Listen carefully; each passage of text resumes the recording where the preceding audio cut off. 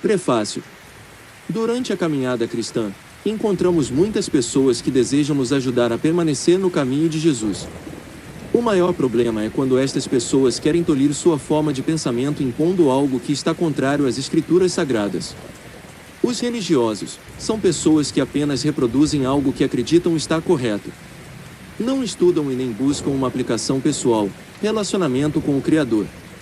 A maioria deles simplesmente reproduzem um modelo sem o menor senso crítico. A Bíblia que você não leu é um livro que te levará a aumentar a sua percepção e compreender o que há de mais precioso na palavra do Deus vivo, que são os seus princípios e o seu amor.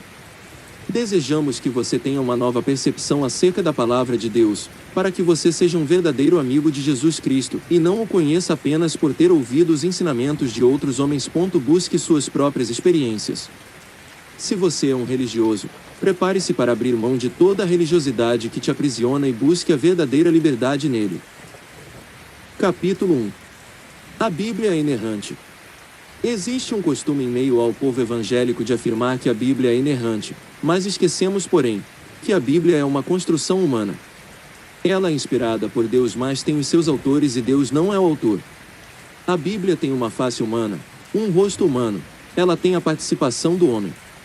A estrutura do cânon, do conjunto de livros que nós temos hoje, chegou até nós através de diversos concílios católicos, romanos e também através da filtragem apurada da Reforma Protestante.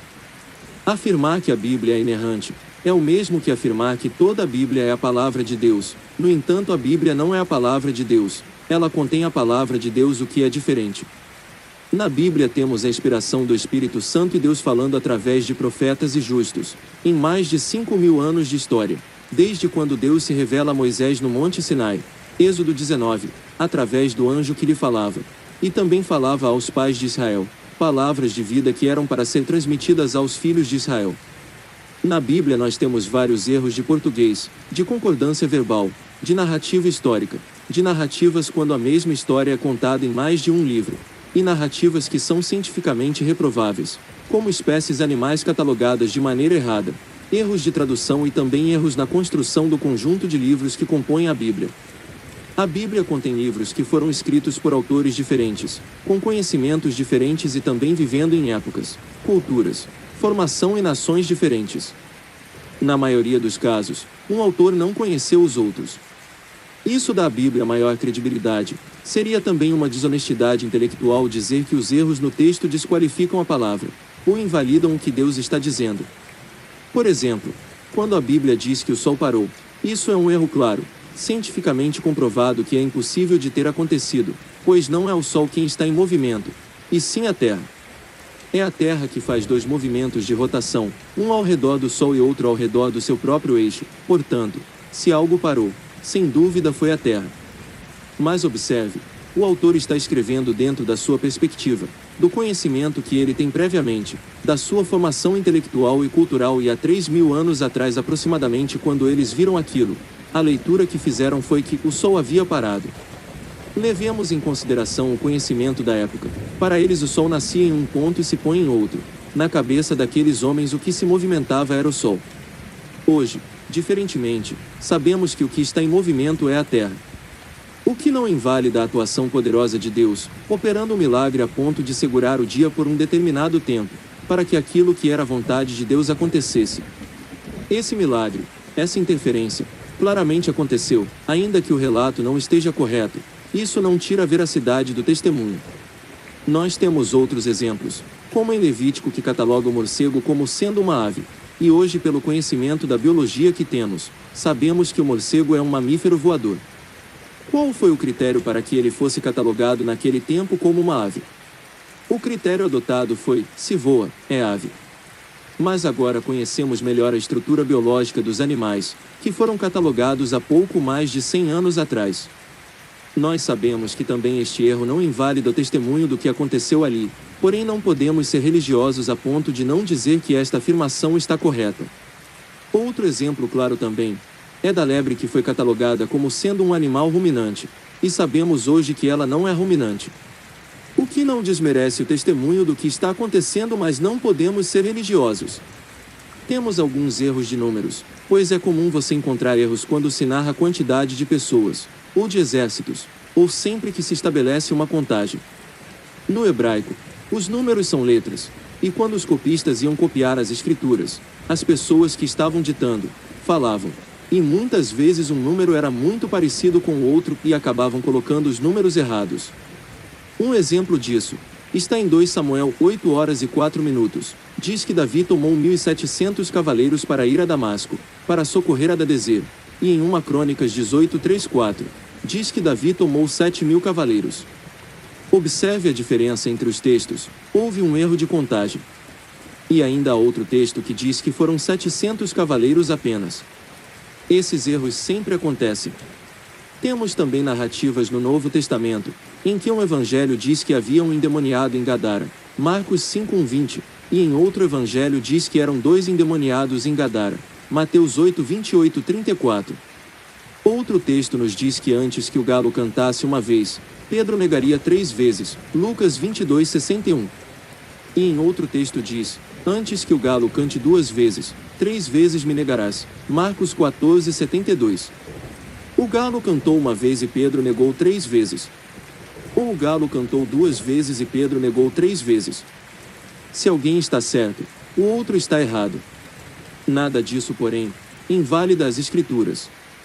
Lembrando também que os primeiros escritos do Evangelho de Cristo Jesus aconteceram aproximadamente 60 a 70 anos após a morte de Cristo. E você sabe muito bem que se você precisar contar algo que você presenciou, você não conseguirá descrever de forma igual a de outra pessoa. Além do fato da passagem do tempo, que altera naturalmente a história. É muito comum que depois de muito tempo, além conte dando ênfase naquilo que lhe chamou mais atenção. Com isso concluímos que na verdade a inerrância está na palavra que saiu da boca de Deus e não na Bíblia, pois a Bíblia não é a palavra de Deus, ela apenas contém a palavra de Deus. Há erros nas narrativas históricas, culturais, políticas, como também nos números. Sempre haverá erros. De tradução e português. Como posso aceitar que a Bíblia é inerrante se nela há erros de português? Se foi Deus quem escreveu tudo isso, Deus não consegue escrever em português, e apenas em hebraico. Deus inspirou as Escrituras. Ele não é o autor das Escrituras, ela tem os seus autores. Em Atos dos Apóstolos você poderá ver claramente que Lucas, um médico grego, é o autor de Atos dos Apóstolos. Paulo é o autor de várias das cartas que chamamos paulinas. Todos esses livros têm os seus autores. Pedro diz que toda escritura é inspirada por Deus e não que toda escritura foi escrita por Deus. Deus é um inspirador e não um autor. Guarde isso no seu coração, pois essa revelação poderá te ajudar muito, visto que a inerrância não está na palavra de Deus. É impossível provar teologicamente que a Bíblia é inerrante, mas você pode declarar que da palavra que sai da boca de Deus, nessa não há erros. A Bíblia é uma confissão de homens, mas nela contém a palavra de Deus, e em 1 Timóteo 4:9 está escrito, a palavra de Deus é fiel e digna de plena aceitação. 2 Timóteo 3:16, toda a escritura é divinamente inspirada, e proveitosa para ensinar, para redarguir, para corrigir, para instruir em justiça. Capítulo 2. Os canalhas da Bíblia. Precisamos destruir os arquétipos de heróis criados sobre os personagens bíblicos. Sabemos muito bem que eles eram homens normais, comuns e sujeitos às mesmas paixões que todos nós. Também tinham as mesmas fraquezas, como relata as Escrituras Sagradas. Nós criamos o mito do herói. E qual o problema de você olhar os personagens bíblicos como se eles fossem heróis? Os heróis não erram, não falham, não têm defeitos, não morrem, e esse é o grande problema. Visto que essa não é a realidade dos relatos. É claro que os homens não podem ser chamados de canalhas e sim, o seu comportamento, em algum momento, foi o comportamento de um canalha. Vamos pensar em Abraão. Poucos sabem, mas Abrão, depois vindo a ser chamado de Abraão, e Sarai, vinda a ser chamada de Sara, eram tio e sobrinho. Na verdade, quando Abraão disse que não havia mentido ao faraó dizendo que Sara era sua irmã, realmente ele não havia mentido, pois eles tinham o mesmo pai, pois eram irmãos por parte de pai. Na cultura dos hebreus e também dos babilônicos, a figura do avô sempre foi considerada o de um pai. Existem textos que comprovam isso, como em Daniel 5. O avô sempre é visto como a figura e responsabilidade de um pai, Em inglês, por exemplo, avô significa grandfather, ou seja, pai maior, pai mais velho. No episódio de Gênesis, no capítulo 13:7, quando acontece uma briga entre os pastores de gado de Ló e os pastores de gado de Abraão, sabemos que Ló era sobrinho de Abraão. Naquele momento Abraão diz: não vamos brigar, pois somos irmãos. Também quando Abraão vai resgatar Ló, depois da Guerra dos 4 Reis, o texto relata que Abraão trazia em segurança os bens de seu irmão, Ló. E nós sabemos que Ló não era irmão, mas sim sobrinho de Abraão. Assim também Sara, que era sobrinha de Abraão, irmã de Ló e filha de Harã, irmão mais velho de Abraão que falecera. Abraão era casado com sua sobrinha e recebeu de Deus um chamado para sair da terra de Ur dos Caldeus e ir para a terra de Canaã. Abraão saiu então com toda a sua família e foram morar em Harã. Ele foi com toda a família, ainda que Deus o tenha dito: ora, o Senhor disse a Abrão: sai-te da tua terra, da tua parentela e da casa de teu pai, para a terra que eu te mostrarei. Gênesis 12:1. Abraão com a família pararam em Harã, por onde viveram por muito tempo, e com a morte do seu pai, Deus o trouxe para a terra de Canaã, onde habitaram um local mais tarde. Quando Abraão chegou a Canaã, terra prometida, que deveria emanar leite e mel, em Gênesis 12:10 lemos: e havia fome naquela terra, e desceu Abrão ao Egito, para peregrinar ali, porquanto a fome era grande na terra. Gênesis 12:10. Por causa da fome, Abraão foi ao Egito, e com medo de ser morto por um egípcio que desejasse se casar com Sara, por causa de sua beleza, ele resolveu mentir em acordo com ela, dizendo que ela era sua irmã. O que aconteceu? Ela é tomada por mulher, pelo faraó. Quando o faraó descobriu que Sara era mulher de Abraão e não sua esposa, ele manda chamar Abraão e lhe pergunta: por que mentiste? Por que não disseste que era tua mulher? Se houvesse me falado, eu não a teria tomado como minha mulher, e não teria pecado nem contra ti nem contra o teu Deus. Ou seja, houve um adultério, houve uma relação sexual entre Sara e o faraó. Diante disto, faraó devolve Sara, e Abraão sai do Egito. Mas por amor de Sara, o faraó recompensou Abraão com muitos bens, animais, escravos, gado, inclusive a escrava Agar, uma princesa do Egito, foi dada a Abraão como parte do dote de faraó. Quando Abraão recebe Sara de volta e toda a face é descoberta, ao invés de Abraão devolver tudo o que havia recebido do faraó, ele vai embora tendo uma atitude canalha, levando além de Sara todos os bens que havia recebido. Então você, leitor, pense o que quiser, fale o que quiser, mas se coloque no lugar de Sara. Todas as vezes que ela olhava para os bens e para Agar, o seu pensamento era: o meu marido me vendeu. Pois se ele não quisesse vendê-la, ele teria devolvido a Faraó todas as coisas que o rei do Egito havia dado a ele em troca do amor de Sara. Mas ele levou consigo o dote de Sara. Na cabeça de Sara, ela foi vendida e para uma mulher, essa situação é muito ofensiva. Lembre-se também que Deus tomou Abraão do outro lado do rio, como descrito em Josué 24:2. Então Josué disse a todo o povo: assim diz o Senhor Deus de Israel: além do rio habitaram antigamente vossos pais, Terá, pai de Abraão e pai de Naor, e serviram a outros deuses. Quando Deus tomou Abraão do outro lado do rio, ele passou por um processo de transformação, de mudança no caráter, mas este processo não foi rápido. Nem sempre Abraão foi o homem santo que nós conhecemos hoje, nem sempre ele teve o caráter que ele adquiriu no final da sua vida. Em outro momento Abraão recebe 3 anjos na sua casa, e nós sabemos que pela interpretação, aqueles anjos eram o Senhor, pois no texto bíblico relata: o Senhor visitou a Abraão, Gênesis 18:1-2. Uma outra prova clara de que era o Senhor, é que Abraão se prostrou e os adorou, e se fossem apenas anjos, não aceitariam nenhuma adoração para si. Esses anjos simbolizando o Pai, o Filho e o Espírito Santo, ainda no Antigo Testamento, quando eles não haviam sido revelados, estavam lá com o propósito de abrir o ventre de Sara. Sara não era estéril por causas naturais, Deus havia fechado o ventre de Sara por causa do marido que ela tinha e que ainda não tinha o seu caráter totalmente trabalhado. Quando os anjos aparecem para abrir a madre de Sara, o Senhor dá a notícia a Abraão: então disse o Senhor: voltarei a você na primavera, e Sara, sua mulher, terá um filho. Gênesis 18:10. E Sara ouve os anjos falando isso e começa a rir e diz: por isso riu consigo mesma, quando pensou: depois de já estar velha e meu senhor já idoso, ainda terei esse prazer. Gênesis 18:12. O Senhor ouviu os risos de Sara e disse a Abraão que quando o menino nascesse deveria chamar-se Isaque, Por que Sara riu? Nesse ponto a madre de Sara está aberta. Observe que logo após este evento, Abraão tenta vender Sara a um outro rei chamado Abimeleque, contando a mesma história, dizendo que Sara é sua irmã e não sua esposa, e ela confirma isso. O rei, sabendo disso, tenta tomá-la por mulher, ainda que sua idade já estivesse avançada. Visto que Sara, segundo a Bíblia, era uma senhora de idade, mas tinha a pele de uma jovem. Abraão tenta vendê-la então ao rei, e Abimeleque, diferente do faraó do Egito, não vai ter a oportunidade de tocar nela, pois o Senhor não permite. Abimeleque se casa com Sara, mas não tem a noite de núpcias, pois o Senhor não permite, visto que o ventre de Sara já estava aberto para conceber o filho que Deus prometera a ela e a Abraão. O Senhor aparece a Abimeleque em sonho e diz a ele que ela já possuía marido e que ele deveria devolvê-la a seu esposo, pois ele era um profeta, e após entregá-la deveria pedir que Abraão orasse por ele, para que ele vivesse e não morresse. Naquela noite, nem Abimeleque, nem nenhum animal ou homem do seu reino pode cumprir com suas obrigações conjugais e matrimoniais, pois o Senhor fez com que todo macho descumprisse suas obrigações. E Deus ainda disse a Abimeleque que se ele encostasse um dedo em Sara, ele não permitiria que nenhuma mulher desse à luz no reino dele e que destruiria o seu povo.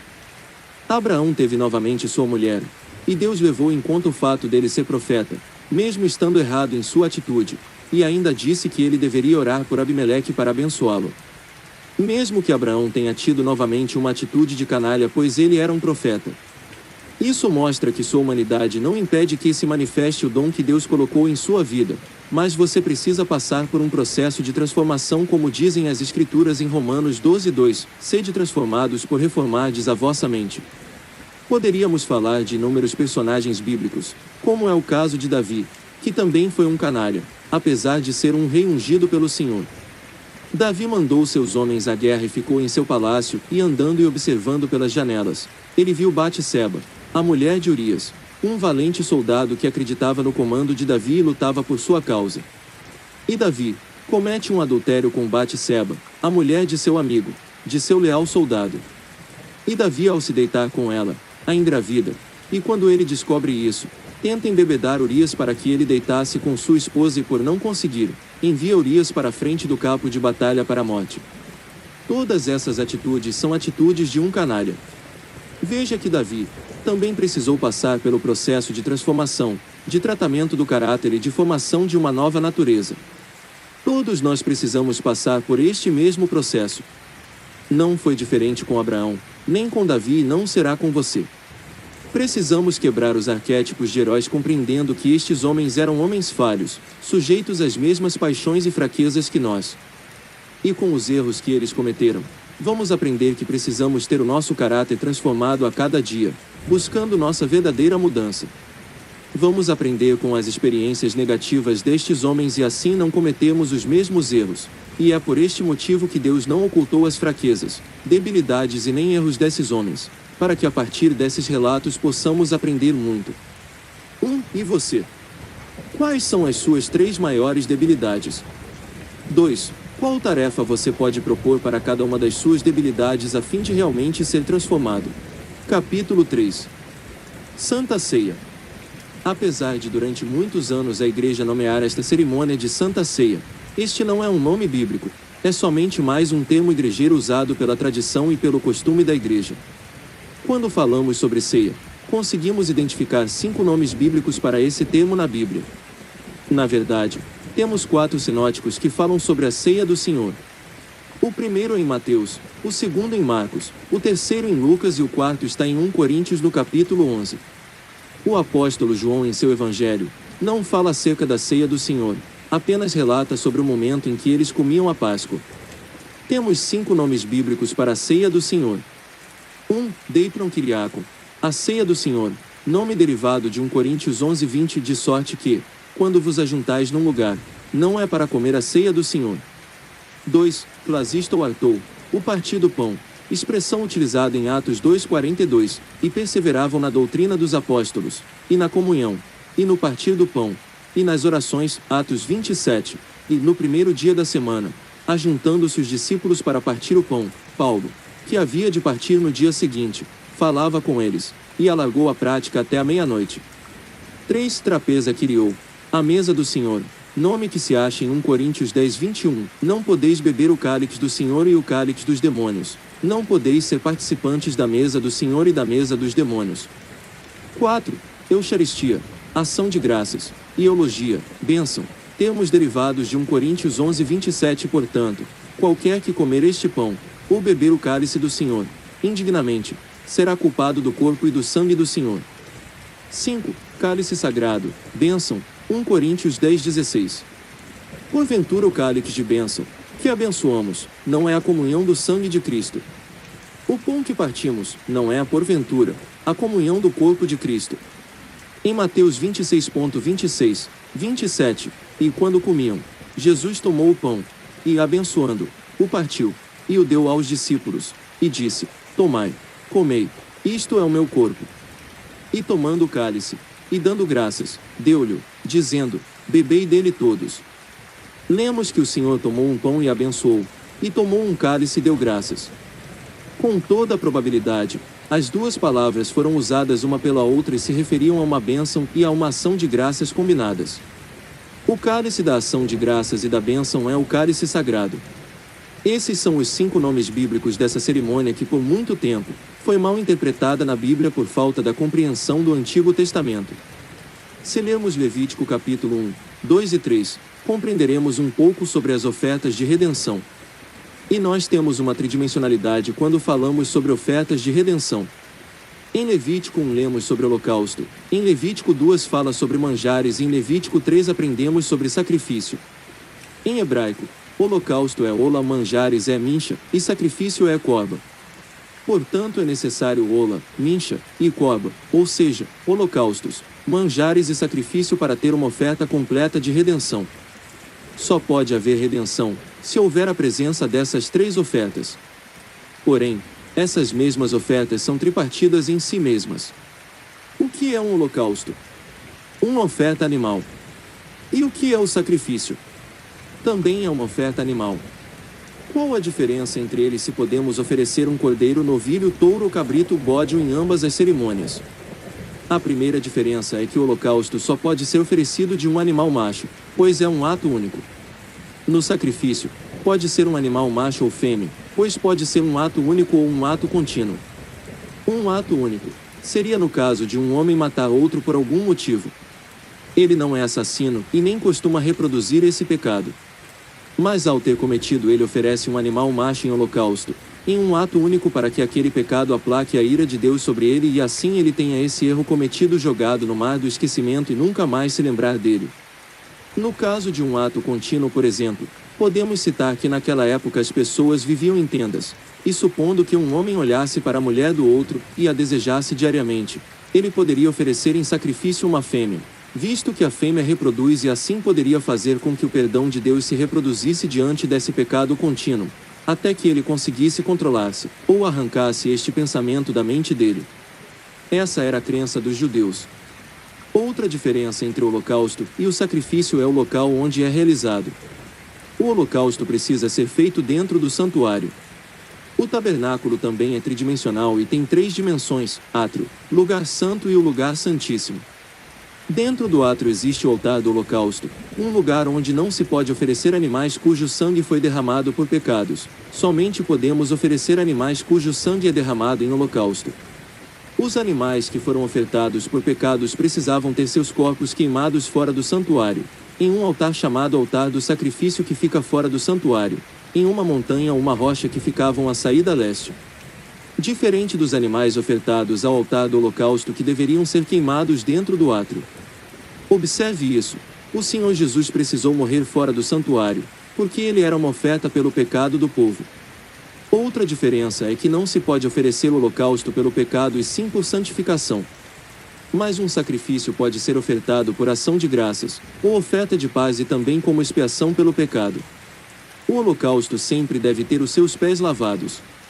Uma oferta de sacrifício pelo pecado não pode ter os pés lavados.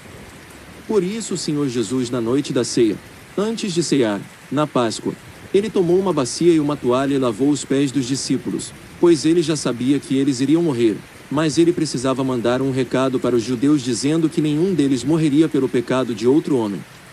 Para que ficasse claro que somente Jesus era uma oferta por pecados, ele lavou os pés dos discípulos. Todos eles morreram como holocaustos a Deus e não como sacrifício pelos seus pecados. Por isso também, quando Pedro tenta lavar os pés de Jesus, ele não permite. João 13:6-10. Como o cristianismo não existia como doutrina, as pessoas eram salvas por acreditarem que Jesus era quem dizia que era. Não foi difícil dizerem: eu sou de Paulo, eu sou de Cristo, e outro: eu sou de Apolo. 1 Coríntios 3:4-7. Isso também poderia acontecer quando houvesse o sacrifício pelo pecado. Assim, quando Jesus lava os pés dos discípulos, ele faz deles holocaustos e de si mesmo um sacrifício pelo pecado. A cerimônia da ceia tem base em tudo isso que compartilhamos aqui. Se pegarmos a segunda oferta de redenção, os manjares são um memorial que anunciam que um cordeiro, ou animal, será sacrificado. Um sacrifício será entregue, pois não pode se oferecer manjares onde houve holocausto. E não se pode oferecer sacrifícios onde não houve manjares. Uma oferta valida a outra. Só podemos oferecer manjares depois que os holocaustos são oferecidos, e só posso oferecer sacrifício após os manjares. A oferta de manjares é um memorial que aponta para frente, para o futuro, e não para algo relativo ao passado. Ela traz a memória de que agora que ela foi entregue, um sacrifício será ofertado. Ela declara, profetiza e anuncia que um sacrifício será entregue. Por isso que quando Paulo ensina os gentios, ele diz que Jesus ensina ao partir o pão e beber do cálice: façam isso em memória de mim, até que eu venha. 1 Coríntios 11:26 e Lucas 22:19. Quando Jesus ministrou a ceia, partiu o pão e bebeu do cálice e disse: façam isso em memória de mim até que eu venha, ele estava dizendo que aquela cerimônia eram manjares oferecidos ao Senhor. Só que os manjares não são mais como os manjares oferecidos ao Senhor na antiga aliança.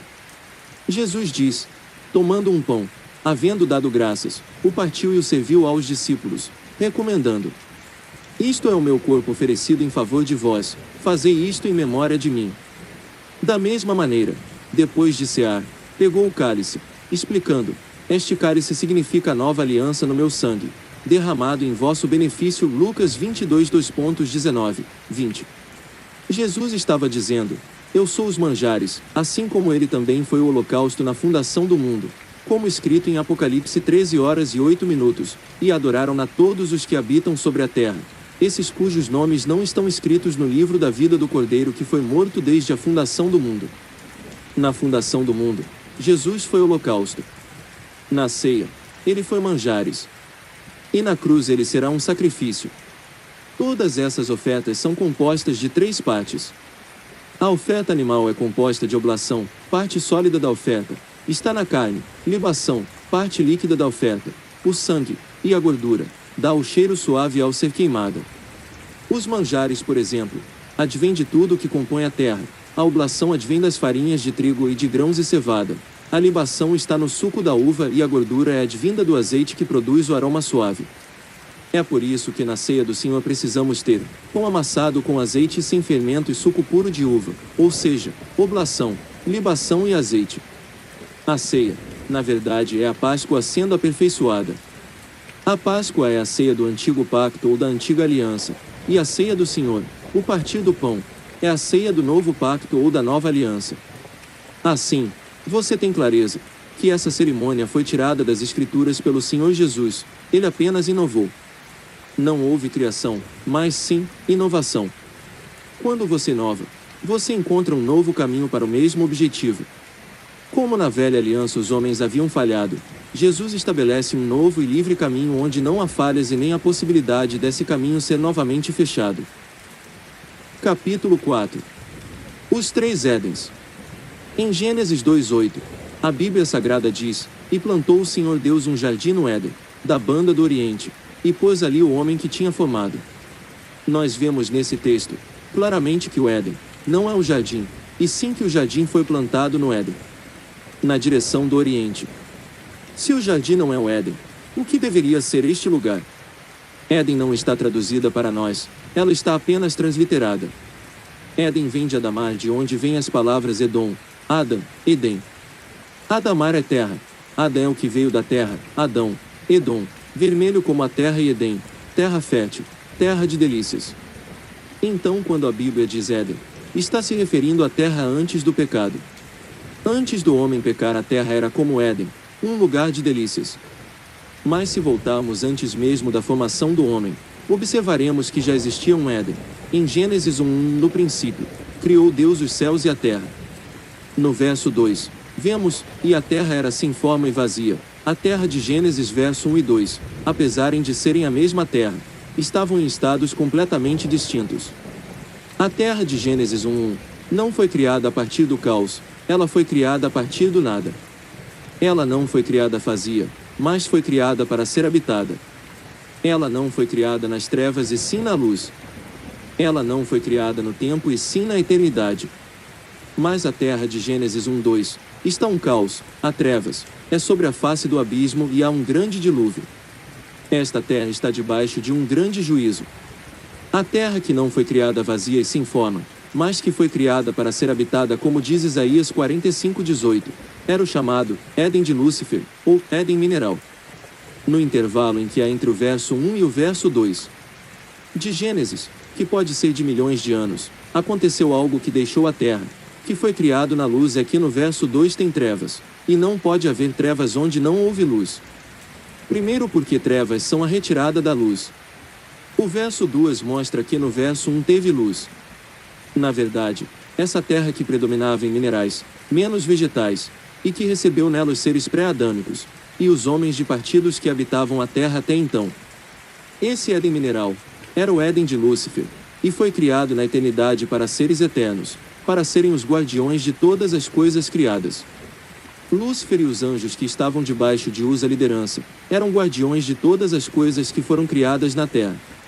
Em Jó 38:4-7, quando Deus funda a terra, a Bíblia nos diz no verso 7, quando as estrelas da alva juntas alegremente cantavam, e todos os filhos de Deus rejubilavam, essas estrelas da alva são anjos. Só temos uma referência bíblica acerca da quantidade de anjos que caíram com Lúcifer, e por tradição, ouvimos que a terça parte dos anjos do céu caíram com Lúcifer. E o texto que é referência para isto é Apocalipse 12:4. E a sua cauda levou após si a terça parte das estrelas do céu e lançou-as sobre a terra. E o dragão parou diante da mulher que havia de dar à luz, para que, dando ela à luz, lhe tragasse o filho. Em Isaías 14:12, Lúcifer é chamado de estrela da manhã. Como caíste do céu, ó estrela da manhã, filha da alva. Como foste lançado por terra, tu que debilitavas as nações, ou seja, era o líder dos anjos guardiões da terra e de todas as coisas criadas. Por isso ele é chamado de querubim, palavra que vem do hebraico, queru, que quer dizer guardião. Quando houve a rebelião do anjo e esse anjo, Lúcifer, foi levado a juízo, toda a criação que estava debaixo do seu governo, também entrou em juízo. Por isso em Gênesis 1:2, fala acerca do dilúvio e da terra coberta de trevas. Lembre-se, não pode haver um anjo das trevas que não seja primeiro um anjo da luz. Esse Éden mineral, perdido, foi restaurado para receber o homem. Quando os dias passaram a ser contados, Deus formou o homem do pó da terra e o colocou neste segundo Éden, que chamamos de Éden vegetal, onde o homem vivia em meio às árvores e entre 4 rios, Pison, onde continha ouro, Guion, rodeava a terra de Cuxi, Tigre, corre para o oriente da Assíria, e Eufrates. Esses 4 rios secavam todo o jardim do Éden, onde o homem vivia. Com o pecado do homem, também a terra cai em juízo e é amaldiçoada. Em Gênesis 3:17 lemos, e Adão disse, porquanto deste ouvidos à voz de tua mulher e comeste da árvore de que te ordenei, dizendo, não comerás dela, maldita é a terra por causa de ti, com dor comerás dela todos os dias da tua vida. Houve o mesmo princípio. Quando Lúcifer caiu em juízo, todos que ele governou também caíram em juízo. Quando Adão caiu em pecado, toda a criação que estava embaixo do seu governo caiu em juízo. A terra que agora habitamos e que a princípio não produzia nem espinhos e nem abrolhos, está amaldiçoada e tudo o que está nela está preparado para o fogo. Porém Deus preparou um pré-destino. Um destino prévio ao nosso crime. O que Jesus veio fazer foi nos dar um novo destino antes de sofrermos. Deus nos deu isso em Cristo. Por isso que todo aquele que recebe a Cristo, no mesmo momento que o recebe, muda o seu destino. E essa terra que vai ser purificada pelo fogo, depois da batalha de Gog e Magog, dará origem a um novo céu e uma nova terra, que chamamos de Éden eterno, onde não haverá mais pecado, nem erro, nem dor, nem pranto. Esse Éden eterno receberá a cidade quadrada voadora.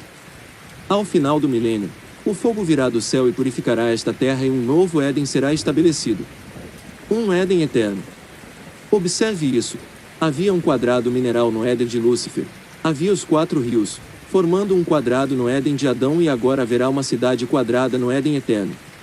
Todo lugar santíssimo é quadrado. Se você pegar a figura do tabernáculo, há o átrio, o lugar santo e o lugar santíssimo, que é um quadrado. Essa cidade é o lugar santíssimo do santuário de Deus, onde ele habitará com os homens na terra, para sempre. São 3 Édens: o Éden de Lúcifer, o Éden de Adão e o Éden eterno. Observe que Lúcifer ficou apenas nos átrios desses 3 epastendens. Adão, no lugar santo, e a igreja será conduzida ao lugar santíssimo, no Éden eterno. Capítulo 5. Jesus era coach. A maioria das pessoas se enganam por terem experiências erradas com certas pessoas, e simplesmente começam a julgar assuntos que elas desconhecem. Inclusive, vale a pena lembrar que a ignorância é a distância em quilômetros que uma pessoa tem de algo que ela não conhece. Comece a vivenciar isso para ter uma vida verdadeiramente livre, onde reservas mentais não farão parte do seu cotidiano e, consequentemente, não te limitarão.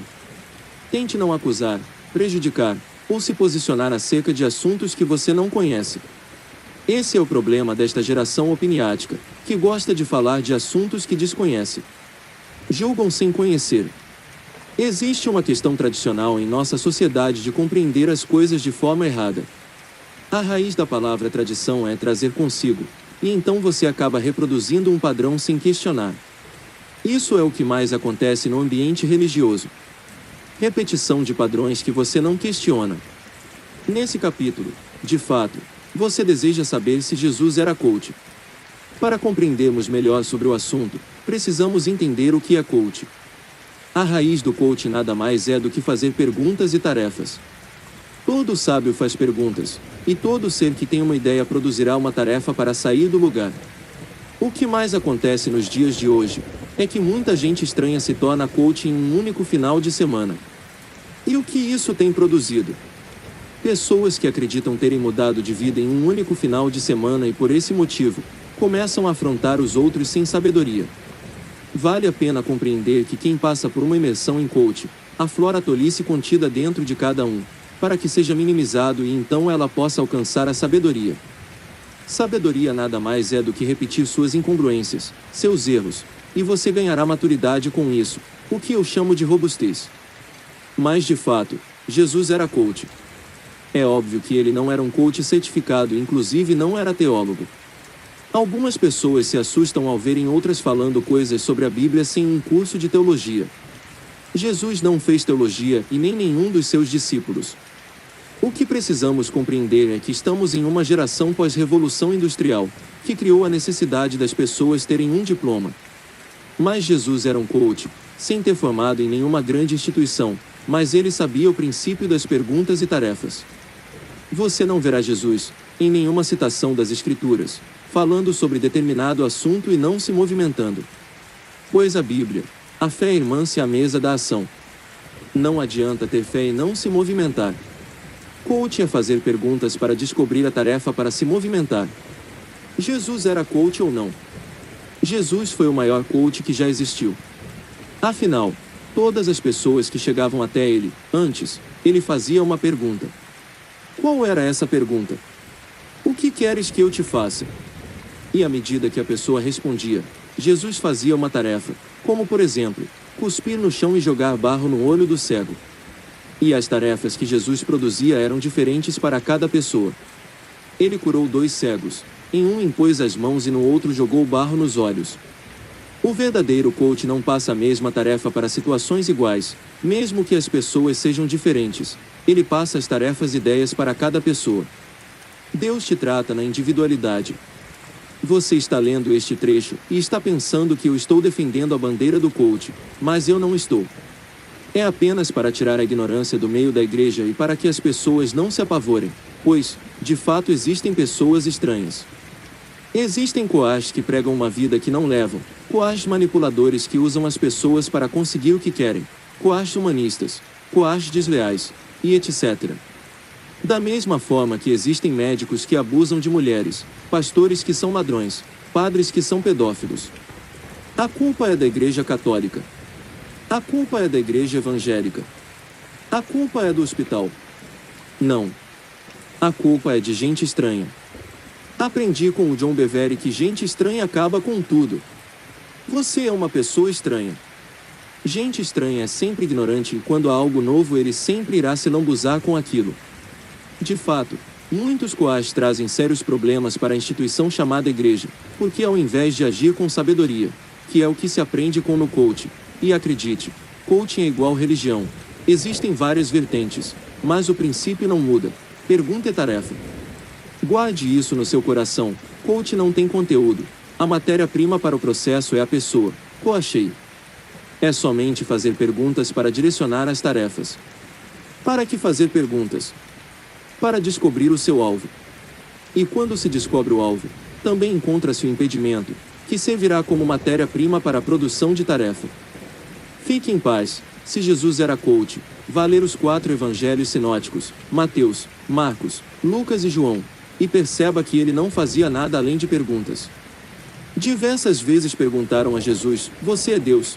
E ele perguntava de volta, o que vocês acham que eu sou? Em outra oportunidade ele perguntava, o que estão dizendo que eu sou?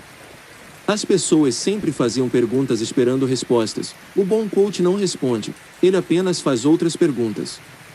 Aprenda um princípio. As perguntas servem para você transferir a pressão e descobrir a intenção da pessoa.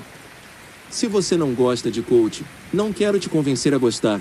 Quero apenas te ajudar a não ser tão religioso a ponto de odiar coisas que você não conhece e não se beneficiar de coisas que são suas na terra simplesmente por amar a ignorância. Existe o culto à ignorância. Falar mal de coisas que você não conhece e de pessoas que você não tem intimidade é um culto à ignorância. Você está falando contra uma parte de Deus aqui na terra. Tenha muito cuidado com isso. Ah, se Jesus era coach. Essa eu já te respondi. Mas é óbvio que ele não atendia em sessões, ele falava com os que se achegavam até ele. Pessoas vinham dos confins da terra para se encontrar com Jesus, e dele saía virtude e poder. De você também pode sair poder, porém você utiliza da ignorância para fechar todas as saídas e todos os canais de fluidez da sabedoria que estão acessíveis até você. Jesus era coach sim, mas ele não tinha nenhuma certificação, a escola de coaching dele foi fazer a vontade do Pai. E por isso ele perguntava o tempo inteiro. Você faz pergunta. E depois, você faz tarefa. Capítulo 6. A Bíblia é remédio, alimento ou diversão para você. Cuidado com a Bíblia, pois ela é uma caixa preta e a prova disso está em Jó 37, quando Deus começa a fazer perguntas para Jó, e quando você passa a leitura de forma rápida, apenas para cumprir um cronograma. Você não consegue perceber a profundidade de Deus tentando revelar seu caráter a Jó, através de perguntas. Quando você lê a Bíblia, apenas por ler, você não a aproveita nem como remédio, nem como alimento e nem como diversão. Essa leitura se tornará um fardo para você. Remédio. O remédio é para quem está doente, e acredite, a maior parte das pessoas estão depressivas, ansiosas e muito doentes. Ansiedade. Só de ouvir uma palavra de Jesus, por nada estejais ansiosos, mas em tudo, pela oração e súplica com ação de graças, sejam as vossas petições conhecidas diante de Deus. Filipenses 4h06. Não andar ansioso com coisa alguma é um remédio para este século. Depressão. Irmãos, não julgo que o haja alcançado, mas uma coisa faço, e é que, esquecendo-me das coisas que atrás ficam e avançando para as coisas que estão diante de mim, prossigo para o alvo, pelo prêmio da soberana vocação de Deus em Cristo Jesus. Filipenses 3:13-14. É um remédio para a depressão. Então, para quem está doente, há o remédio. Cura. Se você precisa de uma cura, em Isaías 53:4-6. Certamente ele tem carregado nossas tristezas e levado nossas dores. Contudo, nós o consideramos atingido, ferido de Deus e afligido. Porém, ele foi ferido por nossas transgressões, ele foi esmagado por nossas iniquidades. O castigo de nossa paz estava sobre ele e pelos açoites que o feriram nós somos curados. Todos nós como ovelhas temos nos desviado. Nós temos nos afastado, cada um para seu próprio caminho, e o Senhor tem posto sobre ele a iniquidade de todos nós. Alguém que está cheio de morte. Disse-lhe Jesus: Eu sou o caminho, a verdade e a vida. Ninguém vem ao Pai, senão por mim. João 45:14-6. Ele é o remédio. Disse-lhe Jesus: Eu sou a ressurreição e a vida. Quem crê em mim, ainda que esteja morto, ele viverá. Esse é o remédio para quem está morto. Remédio não é rotina. Remédio é pontual, para quando alguém está doente. Olhe para a Bíblia porque ela é uma farmácia. Alimento. A Bíblia é um alimento para quem não está doente. Interessante que uma pessoa, quando está doente, ela não quer se alimentar. E como ela não quer se alimentar, não adianta tentar dar comida para o doente. Ele precisa primeiro do remédio. O alimento é na fase que você já passou pelo tratamento. A Bíblia é um maná que cai do céu, o pão vivo que desceu do céu.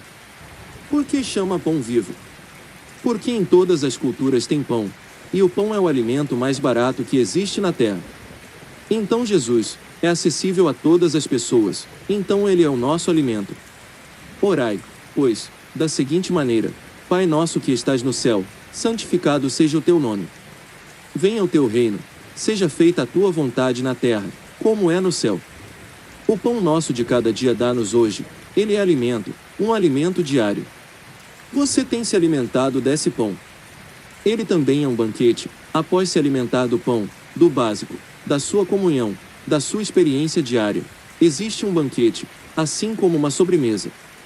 Antigamente eu ia em alguns lugares e eu comia tanto que não sobrava espaço para a sobremesa, mas depois que você conhece muitos alimentos, você começa a valorizar mais a experiência da sobremesa, que é o momento mais doce, assim como a voz do Espírito Santo. Viajando certa vez para a Itália, eu vi que nós no Brasil não sabemos comer e nem aproveitar as fases dos alimentos. Uma refeição lá é composta de 5 fases no cardápio entre entrada e sobremesa, e aqui somos acostumados a comer tudo de uma vez, e não deixamos espaço para a sobremesa. A Bíblia é um alimento poderoso, que te permite sentar à mesa do rei e comer um banquete com ele. Engraçado que a Bíblia que você não leu, é porque você gosta de ouvir demais, mas você não gosta de experimentar. Ela é um alimento e você ainda não a leu como deveria, pois se eu disser a você que ela é uma picanha e você tentar comer, passará mal porque você ainda é um bebê, e bebês tomam leite, depois papinha até que possa verdadeiramente comer uma carne saborosa. É por isso que Deus não te dá o discernimento rápido, pois Ele te vê de acordo com a sua maturidade. Coloque uma coisa na sua cabeça: alimento é progressivo. Enquanto ele liberava maná no deserto, quando chegaram em Canaã era leite e mel. Você vai desfrutar da sobremesa quando chegar aonde ele te chamou para chegar. Não é ter uma vida regrada, é ter uma vida balanceada como alimento. Naquilo em que você precisa, a Bíblia pode te alimentar. Agora, o mais interessante do alimento é a fome. Fome e sede. A fome vai aumentar sua vontade e vai mudar o seu olhar para a comida. Se você não tem fome e quer ter a Bíblia como alimento, ela não será alimento para você sem fardo. Diversão. Como chegar no ponto de diversão? Quando você estiver saciado, alimentando de manjares poderosos, quando estiver se alimentando de sobremesa e não abrindo mão de coisas que são suas. A Bíblia é uma diversão quando você está bem nutrido, quando você está saudável. Aí então você começará a se divertir verdadeiramente. Na verdade eu vos digo: tudo o que ligardes na terra será ligado no céu, e tudo o que desligardes na terra será desligado no céu. Mateus 18:18. Nesse momento você percebe que você tem um poder na terra. Então você começa a perceber que este negócio é sério. Essa instrução, esta palavra tem poder realmente, então você começa a se divertir verdadeiramente. Quando você começa a perceber que Jesus não te chamou de escravo, mas sim de amigo, como em Apocalipse 3:21, ao que vencer, permitirei que assente comigo em meu trono, assim como eu também venci e estou assentado com meu Pai em seu trono, então isso começará a ser divertido. A real intenção de Jesus é ser seu amigo e amigo íntimo.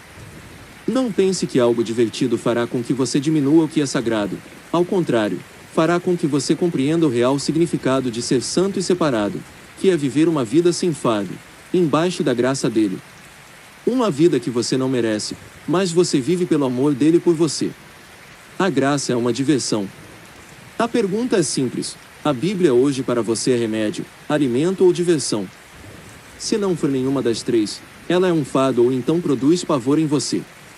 Se você é um religioso, acredite em mim, você leva a Bíblia como fardo, pois ela se torna pesada demais para você. A Bíblia é o conjunto de livros mais poderosos que pessoas já escreveram na Terra. É a compilação de mais de 40 autores, e o interessante é que ela tem muitos tabus, porém esse tabu está nas pessoas que não querem ter intimidade, não se curaram, não se alimentam e não querem se divertir. Com todo temor e tremor, nós dois que escrevemos este livro, temos uma paixão poderosa pela palavra de Deus e a nossa forma um pouco inusitada de escrever esse livro é com o objetivo de destravar você que deseja com todas as suas forças abrir mão da religiosidade. Em outro capítulo, você verá que quando alguém não quer remédio, alimento e nem diversão, ela começa a criar seres religiosos, mitológicos, e pessoas ciumentas que não experimentam o que dizem e por esse motivo querem viver uma vida que não tem. Isso é muito triste. E para você? Mais uma vez perguntamos, a Bíblia é um remédio, alimento ou diversão? Entenda que isso é progressivo. Quando você está na fase de remédio, não adianta querer se alimentar. Se você está se alimentando, precisa primeiro matar a sua fome, não adianta querer se divertir. Senão, a Bíblia se tornará um fardo. E acredite, há pessoas que têm tanto medo da Bíblia que sequer leem. Descubra em percentual que a Bíblia representa para você em cada uma das áreas. Pontuação 0 a 10. Remédio. Alimento. Diversão. Fardo. Pavor. 2. Você odeia a Bíblia. Quem te ensinou a odiar a palavra? 3. Você ama a Bíblia. Quem te influenciou a amar a palavra e ter verdadeira paixão por ela? Capítulo 7. Por que o nome mais poderoso do mundo não funciona na sua boca? Abra o seu coração, tome o seu Drame, para você ler essa página, pois muitas pessoas ao me ouvirem em palestras ou ao lerem sobre esse assunto pela primeira vez, fica com muita raiva. E essa raiva aponta para o seu vitimismo, e é por isso que estou te avisando antes.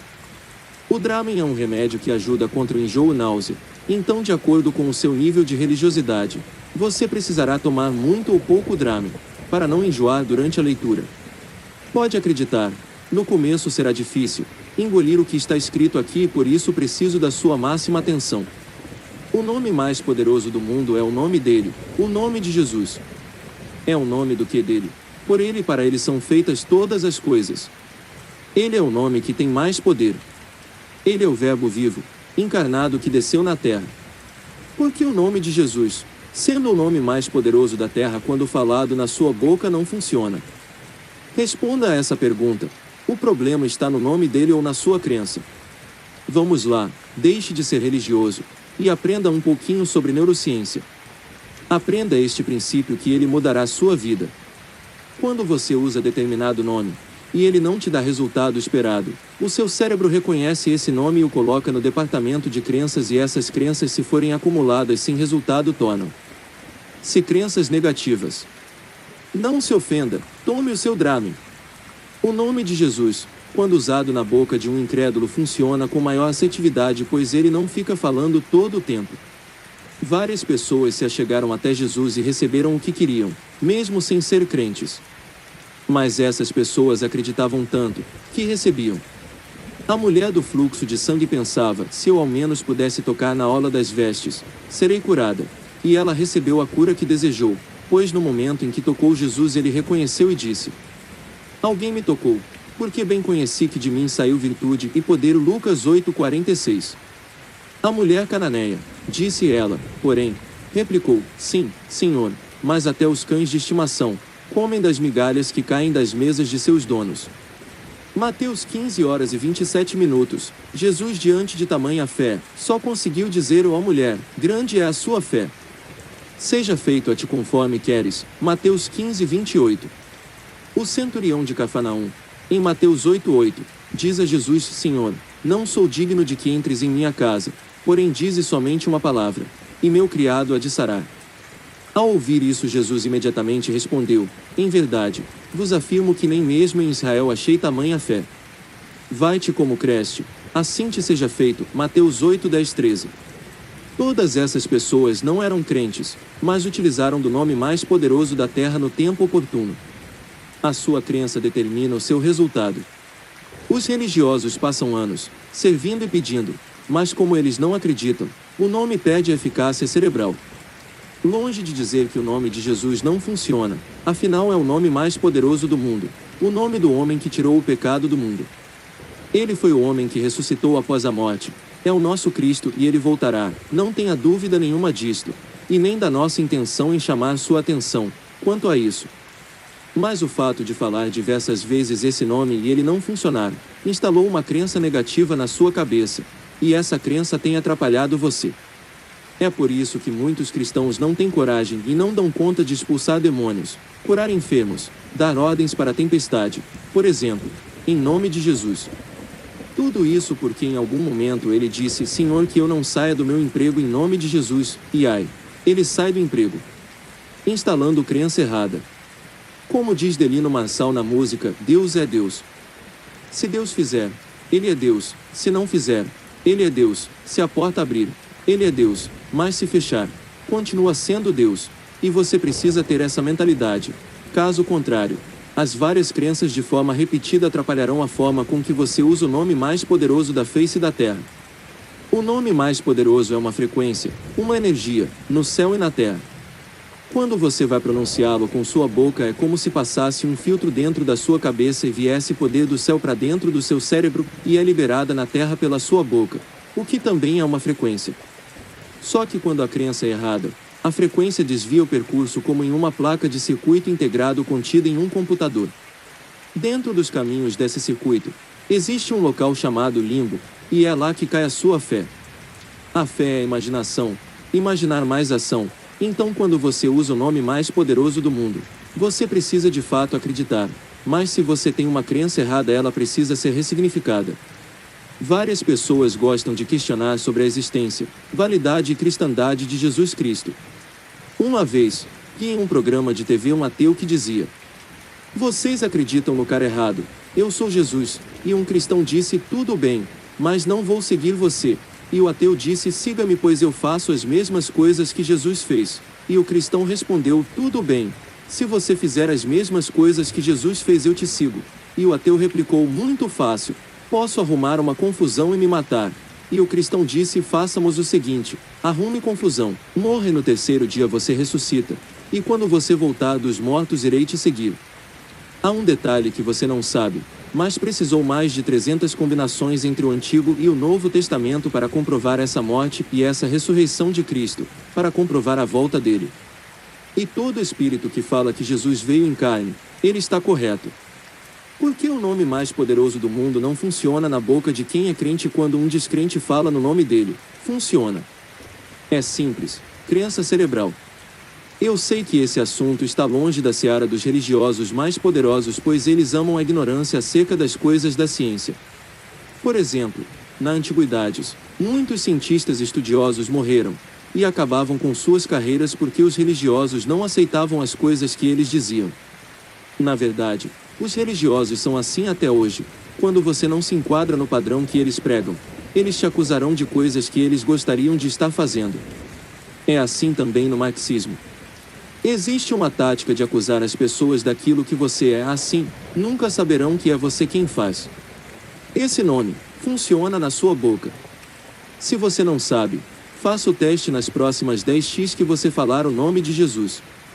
Não é falar pouco, ou falar muito, mas canalizar essa frequência que é sua, pois está dentro de você.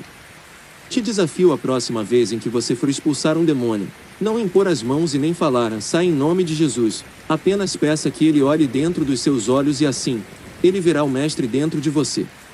Eu te desafio a expulsar demônio assim, para que você compreenda o que é autoridade. Se o mestre escolheu ficar dentro de você, esse nome é poderoso. Ele plantou um jardim dentro de você, e essa crença será ressignificada. Como ressignificar a crença acerca do nome de Jesus? Simples, esqueça as coisas que para trás ficaram e prossiga para o alvo. Não fique machucado com Jesus se ele não curou o seu familiar. Não fique magoado, pois acredito, isso flui através de você. Espero que você tenha tomado o seu Dramin e a sua náusea tenha passado, e desejo que você possa prosperar e edificar a sua vida. O que o nome de Jesus significa para você? 2. Esse nome funciona na sua boca. 3. Ressignifique sua crença acerca de Jesus e escreva abaixo. Capítulo 8. Pregue para um religioso. Esses dias recebi um áudio de um grande amigo, influente na Igreja Católica, compartilhando comigo que alguns bispos da igreja estavam assistindo alguns vídeos em que eu falo: deixe de ser religioso, porque ser religioso te atrapalha, e eles se sentiram ameaçados, pois na Igreja Católica, quando alguém é chamado de religioso, é bom. Mas no contexto protestante é ruim, pois um religioso limita os demais. Tenho muito carinho pela Igreja Católica e nunca foi meu intuito ofender ninguém, visto que o contexto é diferente. Inclusive sigo um padre chamado Paulo Ricardo e diversas vezes nos encontramos, e temos um mútuo respeito e carinho. Afinal de contas, o protestantismo saiu de um berço católico e não podemos jamais cuspir neste prato ou desonrar os nossos irmãos católicos. Então por que pregar para um religioso? O Senhor nos disse, portanto, ide e fazei com que todos os povos da terra se tornem discípulos, batizando-os em nome do Pai, e do Filho, e do Espírito Santo, Mateus 28:19. Mas a maioria, além de pregar o Evangelho e batizar no nome do Pai, do Filho e do Espírito Santo, batizam também em nome das denominações e aí começam a criar as facções. Quanto maior a estrutura de uma religião, maior a sua insegurança. Existe um tripé de poder. Muitas pessoas se assustam com pecados de moralidade, mas existe um pecado que poucas pessoas sabem: um pecado de poder. Jesus não nos chamou para criar denominações, ele nos chamou para formar a igreja, e igreja é um organismo vivo e não uma instituição. É óbvio que, como jurista, eu sei que as instituições precisam ter personalidade jurídica, ser constituída e ter todas as demais coisas. Não somos contra isso. Só que as estruturas começam a ficar muito pesadas. Para você ter uma ideia, hoje no Brasil, 40% do que se arrecada é gasto com infraestrutura e estrutura. E isto é muito pesado, pois acaba gerando um ciúme dentro do sistema. Um ciúme pelo entendimento da palavra, onde as pessoas começam a se dividir acreditando que somente meu entendimento é o correto. Acredite, a cada 10 religiões, 9 utilizam o princípio da gloriosa igreja que dizem: só aqui você será salvo. Cuidado com os religiosos. Religiosos não merecem honra. Eles são inseguros, são homens que começam a olhar para o próprio umbigo, começam a tematizar a Bíblia, e a pregar a mesma pregação todo o tempo para justificar a visão que eles têm. Começam a distorcer a palavra. A Bíblia não é tematizar. Em outro capítulo você viu que ela é remédio, alimento ou diversão. A Bíblia é uma construção. Ela tem uma face humana de toda a história da humanidade, da queda e pouca coisa mencionada no pós-queda. É um livro que nos dá instrução de como vencer a vida, de como trazer o reino dos céus aqui na terra. Então, por que pregar para o religioso? Pois o religioso gosta só de ouvir falar, e como ele não experimenta, ele também não quer deixar você experimentar. Ele quer que você siga o padrão dele. A religiosidade é fabricada, e a fábrica da religião está na vida dos que não experimentam.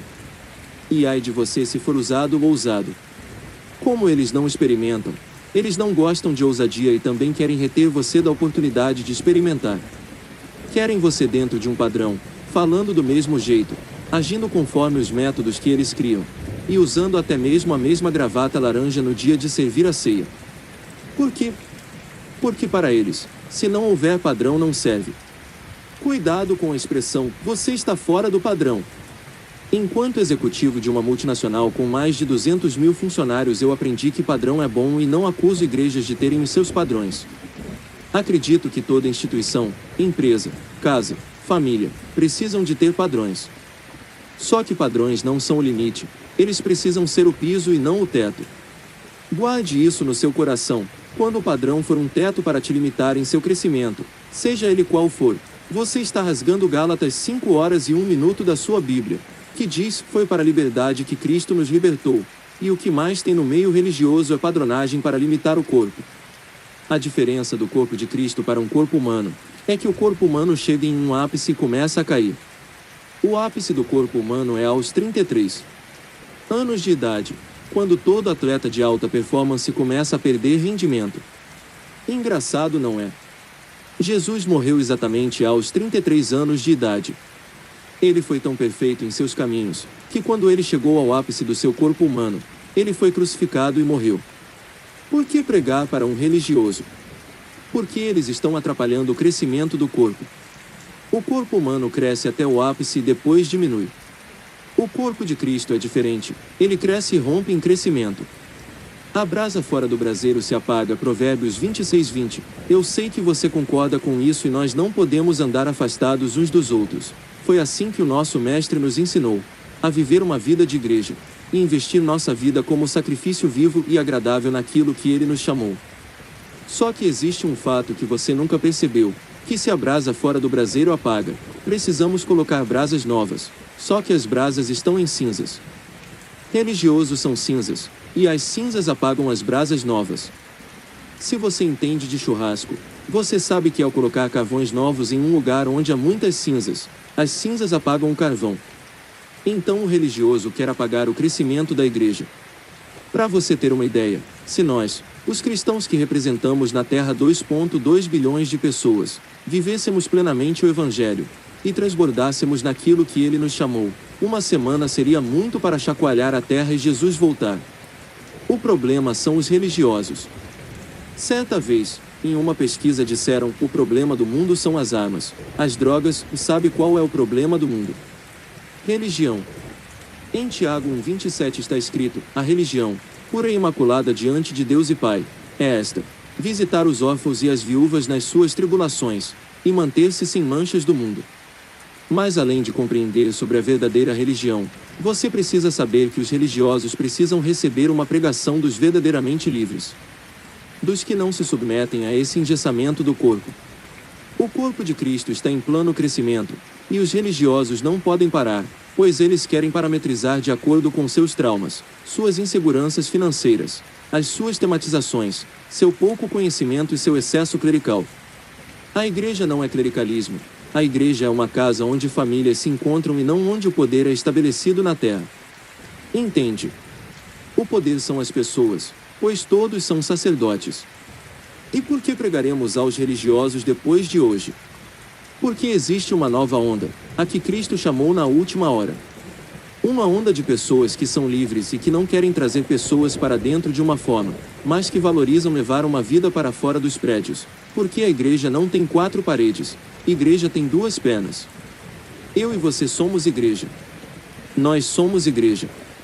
Desista da ideia de tentar de alguma forma fazer com que as pessoas entrem em uma caixa. As pessoas não entrarão, pois a igreja nunca foi um prédio. Os religiosos têm mania de chamar a estrutura física ou auditório de igreja, mas igreja são as pessoas.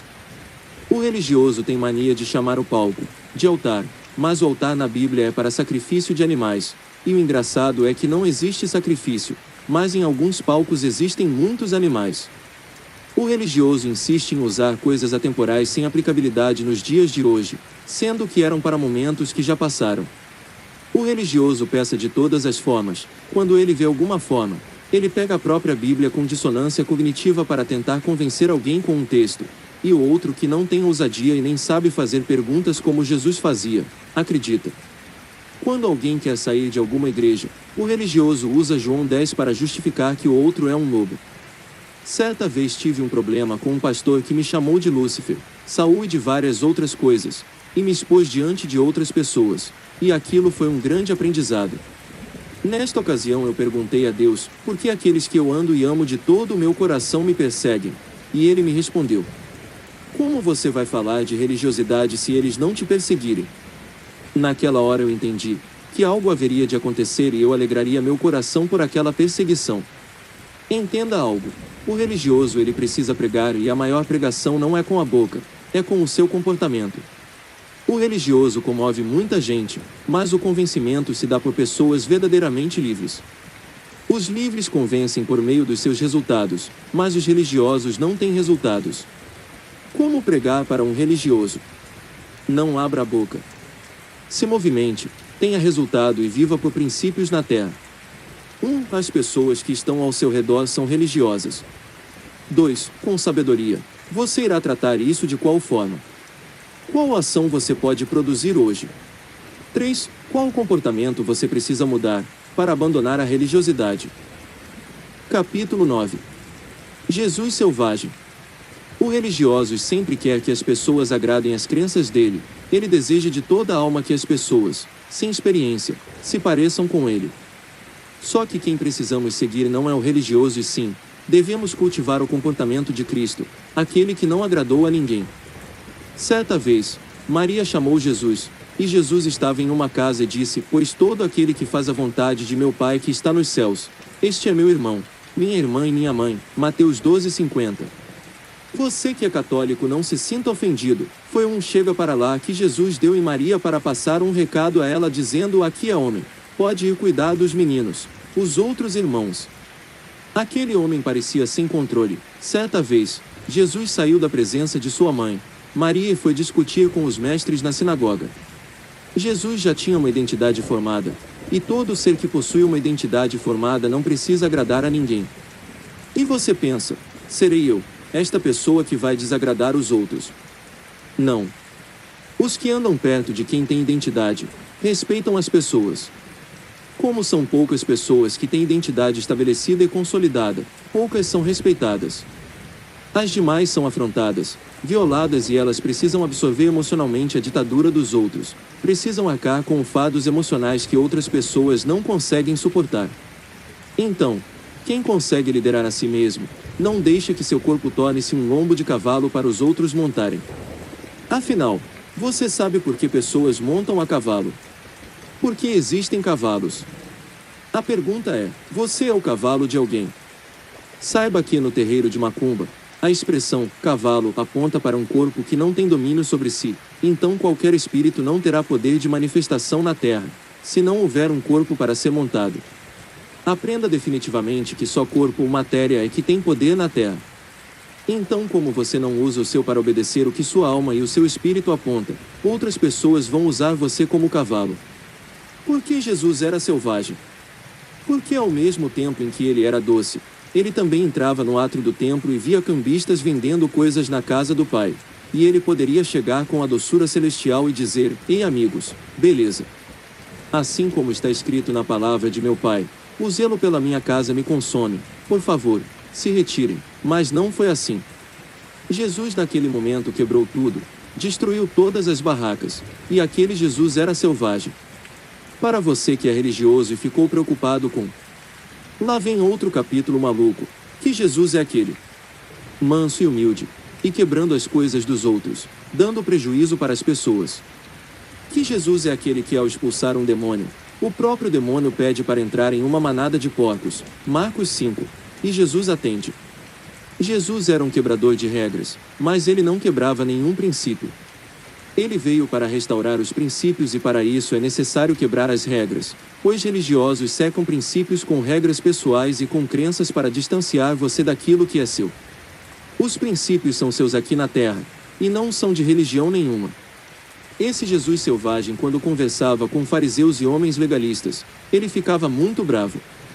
Era curto e direto, muito pior do que o Bolsonaro antes do período eleitoral. Não sei se você se lembra, mas existia até algumas brincadeiras associando o nome do Bolsonaro à marca Tramontina Corte Rápido. Bolsonaro sempre foi muito direto, mas ele era assim com quem lhe perguntava as coisas com nobreza. Não. Ele era assim com marxistas que queriam usar as palavras dele contra ele. Não estou dizendo que Jesus era o Bolsonaro, estou dizendo que Jesus, assim como o Bolsonaro, não queria agradar ninguém. Engraçado, o Bolsonaro, sem agradar ninguém, ganhou a presidência do Brasil de forma milagrosa. Acredito que foi Deus também, mas uma pessoa quando se posiciona passa a ter domínio sobre a terra. Quando Jesus está com os discípulos, e Pedro ousa falar que ele não vai morrer, Mateus 16, Jesus selvagem diz para Pedro, aquele a quem ele chama de rocha, a igreja, e diz: para trás de mim, Satanás, Mateus 16, 23. Como um homem manso e humilde não apareceu nesse momento? Você está confundindo tudo, por não ter compreensão das Escrituras. Diversos assuntos que estão sendo abordados neste livro você está vendo pela primeira vez, pois nunca foram temas de pregação na sua igreja, e isso deixa você encabulado. O que é necessário é que nós todos pesquisemos nas Escrituras e nos alimentemos dela. Não há problema em ouvir pregações, mas elas não podem substituir a leitura da palavra. Eu sei que o religioso pode me odiar por causa deste livro, mas ele sempre concordará que o correto são as Escrituras. O problema é que ao ler as Escrituras você sairá debaixo do comando emocional que o religioso tem sobre você. Você vai sair do cabresto que te é imposto e será livre, como em Gálatas 5 diz. Verdadeiramente sois livres. Esse Jesus selvagem, quando foi colocado em uma situação de exposição, era só pedir perdão e voltar atrás do que ele estava ensinando e ele não seria morto. Mas perguntaram para ele: você é rei dos judeus? E ele respondia: tu o dizes. Mateus 27. Esse Jesus era o mesmo que cuspia no chão, formava um barro e aplicava nos olhos de um cego para curá-lo. João 9. E avaliando friamente, essa atitude não é de uma pessoa normal, ou de alguém que segue padrões. Um fariseu, um religioso. Sabe por que eles não fazem? Porque vai ferir a imagem que eles têm e que lutam para manter. Um religioso tem uma grande reputação, mas um selvagem não tem reputação para defender. Preciso ser selvagem. Em um mundo de normais, você necessita ser selvagem. Ser selvagem não é ser mal educado ou sem cortesia.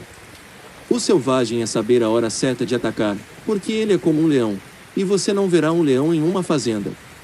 Um leão, por mais que a carne acabe, você nunca vai ver um leão comer capim. Quem come capim é a ovelha.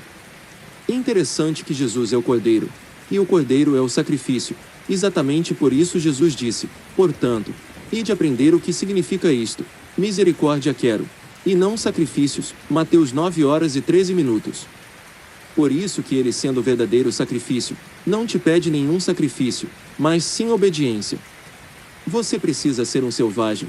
Assim como existiu o Jesus selvagem que confrontava com perguntas, aquele Jesus que na linguagem da quebrada não afinava para ninguém. Era lindo e ainda é lindo reler isso nas Escrituras. Como ele era direto, um Jesus que era manso e doce, era também um Jesus selvagem que ninguém controlava. Engraçado que certa vez ele seria morto, e ele saiu correndo no meio da multidão. Mateus 12.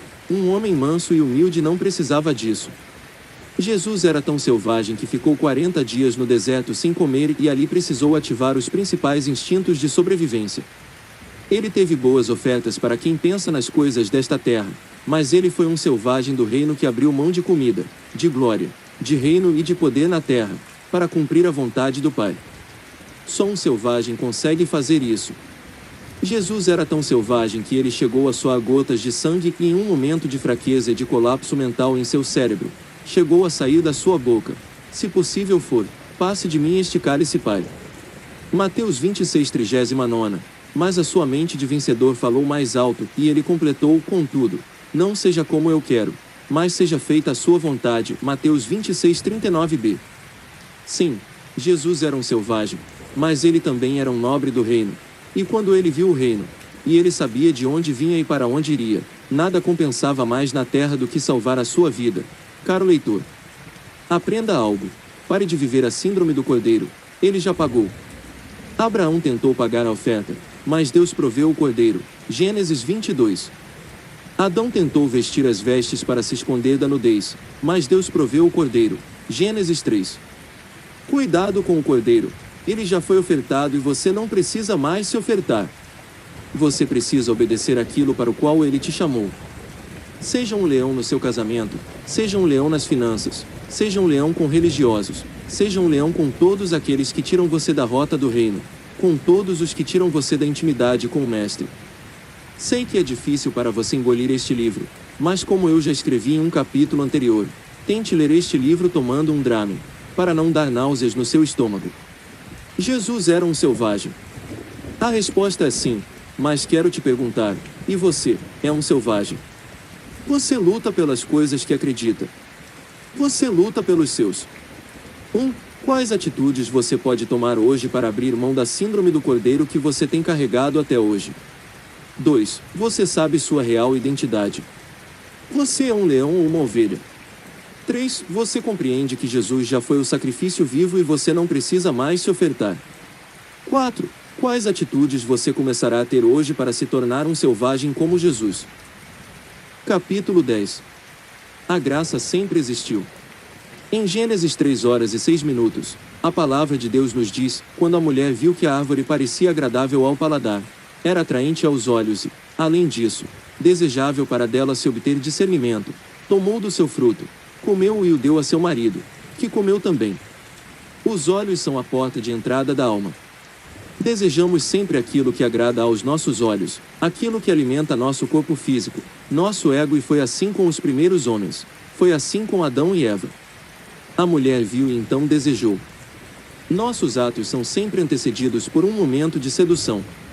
Somos seduzidos na alma, no corpo e no espírito, e posteriormente, por diversas vezes, fazemos o que nos conquistou. E algumas dessas seduções podem nos levar a um grande abismo, porém Deus é especialista em nos tirar deles. Nossos precipícios não se comparam com a graça de Deus, muitos menos nossas tentativas de remendo. Somos expertos em tentar remendar nossos estragos. Somos habilidosos em nos escondermos por detrás da culpa ou do remorso. Em Gênesis 6, 7 e 8, Adão e Eva percebem que estavam nus, costuram folhas de figueiras para se cobrirem e se escondem. Para eles estavam tudo bem, até Deus aparecer. É sempre assim, nossas transgressões não resistem à verdade de Deus, elas só duram por um tempo bem específico por sinal, só até Deus aparecer. Talvez por se repetirem muitos discursos amedrontadores, a verdade de Deus dada a nós, foi substituída pelo inferno preparado para o diabo e seus anjos. Fizeram a reputação de Satanás acreditando ao inferno a estratégia eficaz transformadora do caráter e atitudes pecaminosas de um homem. Antagonizando esse grande senso comum, parafraseio de maneira muito sucinta o que as Santas Escrituras nos mostram claramente: o medo do inferno não fará o homem deixar de pecar. O que garante a seriedade, retidão, decência, determinação e transformação de um homem, nada menos é do que o encontro dele com Deus e sua verdade. Me recordo que na infância, ainda menino, sendo criado por um tio extremamente tradicional. Glória a Deus, pela vida dele que apenas repassou o que aprendeu, ouvia sempre ele dizer que crente não podia participar de festas juninas e outras festas seculares. Logo, eu era proibido de ir certo dia, cheio de curiosidade, não aguentei. Esperei todo mundo dormir, pulei a janela, pulei o muro de casa e fui para uma festinha junina que estava acontecendo na escola. Chegando lá, a sedução foi grande demais, dancei quadrilha, pulei fogueira, tomei quentão, comi canjica, paquerei as meninas e voltei para casa por volta das 2 horas da manhã. Eu nunca havia chegado tão tarde em casa. Pulei o muro e a janela novamente e fui dormir. Era um dia de sábado. No outro dia, às 9 horas da manhã, o que é que tinha? Adivinhe. Culto na igreja. No caminho para a igreja fiquei pensativo, indagando comigo mesmo: meu Deus, o que será que irá acontecer comigo quando a tua unção descer naquele lugar? Vou ser fulminado no mínimo. Mas o engraçado foi que ao chegar, a sensação que eu tive foi que o culto estava sendo melhor do que todos os outros. Parecia que de fato Deus havia descido ali e de maneira bem próxima estava conversando comigo ali no fundo da igreja. Sentado ali nos últimos bancos, parecia que todo mundo sabia o que tinha acontecido na noite anterior. Eu me sentia o pior da igreja. Porém, em um dado momento do culto, senti muita vontade de chegar até o altar. A glória que eu estava sentindo era tão grande, mas o medo que eu sentia também. E se eu chegasse no altar e Deus me matasse ali?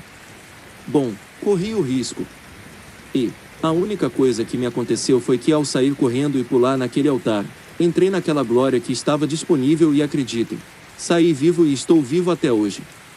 Nos ensinaram a nos relacionarmos com um Deus que, quando erramos, quer nos matar. Um Deus que, quando erramos, se torna nosso inimigo.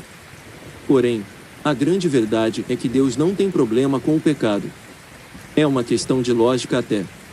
Se Deus tivesse problema com o pecado quando Adão e Eva pecaram, era muito simples, ele podia ter nos demonstrado isso não descendo mais, da mesma maneira que fazem com a gente quando erramos. Quantos já não estão bem longe de você porque você não foi quem eles gostariam que você tivesse sido? Porém, quando o homem pecou, Deus não só continuou descendo, mas foi atrás dele enquanto ele se escondia, chamando-o pelo nome. E chamou o Senhor Deus a Adão, e disse-lhe: onde estás? Gênesis 3:9. Quem tem problema com o pecado somos nós e não Deus. Quando Adão pecou, Deus não fugiu. Quem fugiu foi Adão e a graça de Deus foi atrás dele. Mas, sabe, tenho uma notícia para você. Ser pecador não tem a ver com as suas práticas, tem a ver com a sua condição. Se você está com sua natureza em Cristo, o pecado já não te condena, e sabe por quê? Porque antes mesmo do homem pecar, a graça já existia, e quando o homem pecou, ela foi eficaz. Deus é seu Pai e seu amigo. Não existe inimizade entre você e Ele. A inimizade caiu em Cristo. Quando você foge, você não resolve as coisas ou se protege de um castigo, você apenas deixa de experimentar do amor dele por você. Não existe inimizade entre você e Deus. E criou Deus o homem à sua imagem. A imagem de Deus o criou. Homem e mulher os criou. Gênesis 1:27. Em Gênesis, Deus divide a parte criacional do homem em duas partes. A primeira parte referente ao momento da criação em si, e a segunda parte como momento de formação do homem. Em Gênesis 1:27, no mesmo instante em que Deus cria Adão, ele também cria Eva. E formou o Senhor Deus o homem do pó da terra, e soprou em suas narinas o fôlego da vida. E o homem foi feito alma vivente, e da costela que o Senhor Deus tomou do homem, formou uma mulher, e trouxe a Adão. Gênesis 2:7-22. Em Gênesis capítulo 2, Deus então os forma. Ao formá-los, Deus decide fazer isso separadamente. Deus forma o homem e depois forma a mulher. Porém, em Gênesis 5, ele nos releva um grande mistério entre Cristo e a Igreja refletido na criação de Adão e Eva. Este é o livro das gerações de Adão. No dia em que Deus criou o homem, a semelhança de Deus o fez. Homem e mulher os criou, e os abençoou e chamou o seu nome Adão, no dia em que foram criados. Gênesis 5:1-2. A mulher, antes mesmo de ser formada, já existia em Adão. Ela era um mistério escondido dentro dele, assim como a Igreja foi um mistério escondido dentro de Cristo. Adão tecnicamente morre na formação de Eva. Como pode um homem continuar vivo no momento em que está sendo arrancado dele uma de suas costelas? Porém, a Bíblia vai nos dizer que Adão cai em um sono profundo. Adão ainda não havia pecado, dessa forma não estava suscetível à morte. Pois em Romanos 6:23 está escrito: o salário do pecado é a morte. Adão não poderia morrer, pois ainda estava absterso de qualquer pecado. Essa revelação, por seu turno, nos leva a alguns outros versículos da Bíblia que nos afirmam que os santos dormem. 1 Coríntios 15:20, 1 Tessalonicenses 4:15, Mateus 27:52. Isto é, um homem santo não pode ser tocado pela morte. Bom, temos um primeiro e um último Adão. Adão era um Cristo e Cristo era um Adão. O primeiro Adão, por sua vez, foi uma alma vivente e o último espírito vivificante. Porém, após ser criado e formado, Adão peca. Ao pecar, Adão então passa a ser condenado por Deus, levando consigo todos nós que estávamos nele. A condenação não cai apenas em Adão, fomos todos com ele condenados. E o grande problema de sermos condenados por Deus é que nunca poderemos revogar a sentença. Deus é a Suprema Corte do Universo, o Supremo Juiz. Uma vez sentenciado por ele, você não tem onde recorrer, e Deus condenou Adão juntamente com todos nós. Deus não tinha outra escolha. Seu caráter nunca foi imparcial. Deus não poderia mudar as regras para a humanidade. Caso fosse mais leve com a humanidade, estaria mentindo e sendo injusto com Satanás. Mas a Bíblia vai mostrar que ele é sempre justo, mas é puro amor. Ele nos amou demais para que a história acabasse aqui. Um plano veio para salvar a toda a humanidade. O homem, por livre e espontânea vontade, se entrega à escravidão do pecado. Deus, por livre e espontâneo amor, decide comprá-lo de volta. Cai a inimizade e nasce o homem que agora é parte do corpo de Cristo. Você é corpo de Cristo. Portanto, agora nenhuma condenação há para os que estão em Cristo Jesus, que não andam segundo a carne, mas segundo o Espírito. Romanos 8:01. Em Hebreus 7, Levi, que recebe dízimos, paga dízimos ainda nas entranhas de Abraão. Abraão, ao se encontrar com o rei de Salém, Melquisedeque, ainda sem filhos, pois não havia tido nem mesmo Jacó, pai de Levi, oferta ao rei, e algo extraordinário acontece. Levi, sem sequer ter nascido, também oferta. Racionalmente falando, isso foge de nosso mundo real, mas a verdade é que Deus sempre enxerga além de nossas capacidades de raciocínio. Ele enxerga seus filhos em você. Olha que extraordinário! Por esta razão, o homem deixará pai e mãe e se unirá à sua mulher, e os dois se tornarão uma só carne. Assim, eles já não são dois, mas sim uma só carne. Marcos 10:7-8. Me casei com Priscila e acreditem, somos totalmente opostos. Minha esposa gosta de segurança, ela é metódica e precisa de um chão para poder pisar. Eu já sou sonhador demais. Enquanto ela caminha no chão, eu caminho em Vênus. Costumo dizer que sou águia e ela lobo. Nos casamos, mas ainda assim continuávamos sendo dois. Mas, há 8 meses atrás nasceu nosso primeiro filho, o Lorenzo. No Lorenzo eu e Priscila somos uma só carne. Por mais que não encontramos nosso DNA um no outro, no DNA de Lorenzo estamos eu e ela. Não acredito em coincidências. Para mim tudo foi preparado por Deus. Até mesmo minha escolha de me casar com Priscila foi projetada por Ele, pois Deus já via em nós a alegria de nossa casa, nosso pequeno Lorenzo. Bom, da mesma maneira em que Deus via Levi em Abraão, Deus também nos via em Adão. Por esse motivo todos nós nascemos pecadores e isso nunca mais será mudado. Fora essa uma sentença dada a Adão. Sentença irrevogável. Contudo, Deus traz outro Adão. Um Adão que tivera de viver 33 anos e meio sem cometer um só pecado sequer, a fim de ser justificado pela lei de Moisés. Lei na qual Moisés criará em sua aliança com Deus a partir de uma possibilidade real. Um homem seria capaz de cumpri-la. Vencendo-a, esse homem seria justificado por ela. Jesus Cristo veio para cumpri-la e cumpriu. Jesus nunca pecou. Mesmo não pecando, a morte atacou Jesus e foi nesse dia o dia em que fora destronado o império da morte. A morte matou um inocente sem autorização. Ela não tinha direito legal para isso, afinal, a morte só poderia matar pecadores e Jesus foi inocente, o mais santo possível. E a maior prova que temos de que ele realmente foi inocente, foi que ele ressuscitou. A morte não pôde contê-lo. Nisso está firmada a nossa fé. Cresci ouvindo as pessoas falarem que eu precisava crer no Filho de Deus para ser salvo, mas aprendi que precisamos mais do que isso. Para que sejamos salvos, precisamos confessar com nossa boca e crer com o coração que Deus ressuscitou Jesus dentre os mortos. Pois, se ele de fato não tiver ressuscitado, vã é a nossa fé. Porém, se ele de fato ressuscitou, também ressuscitaremos com ele. Ora, se já morremos com Cristo, cremos que também com ele viveremos, sabendo que, tendo Cristo ressurgido dentre os mortos, já não morre mais, a morte não mais tem domínio sobre ele. Pois quanto a ter morrido, de uma vez por todas morreu para o pecado, mas quanto a viver, vive para Deus. Assim também vós considerai-vos como mortos para o pecado, mas vivos para Deus, em Cristo Jesus. Romanos 6:8-11. Iremos ressuscitar porque Deus nos tirou do Adão condenado e nos transportou para o corpo do Filho do seu amor.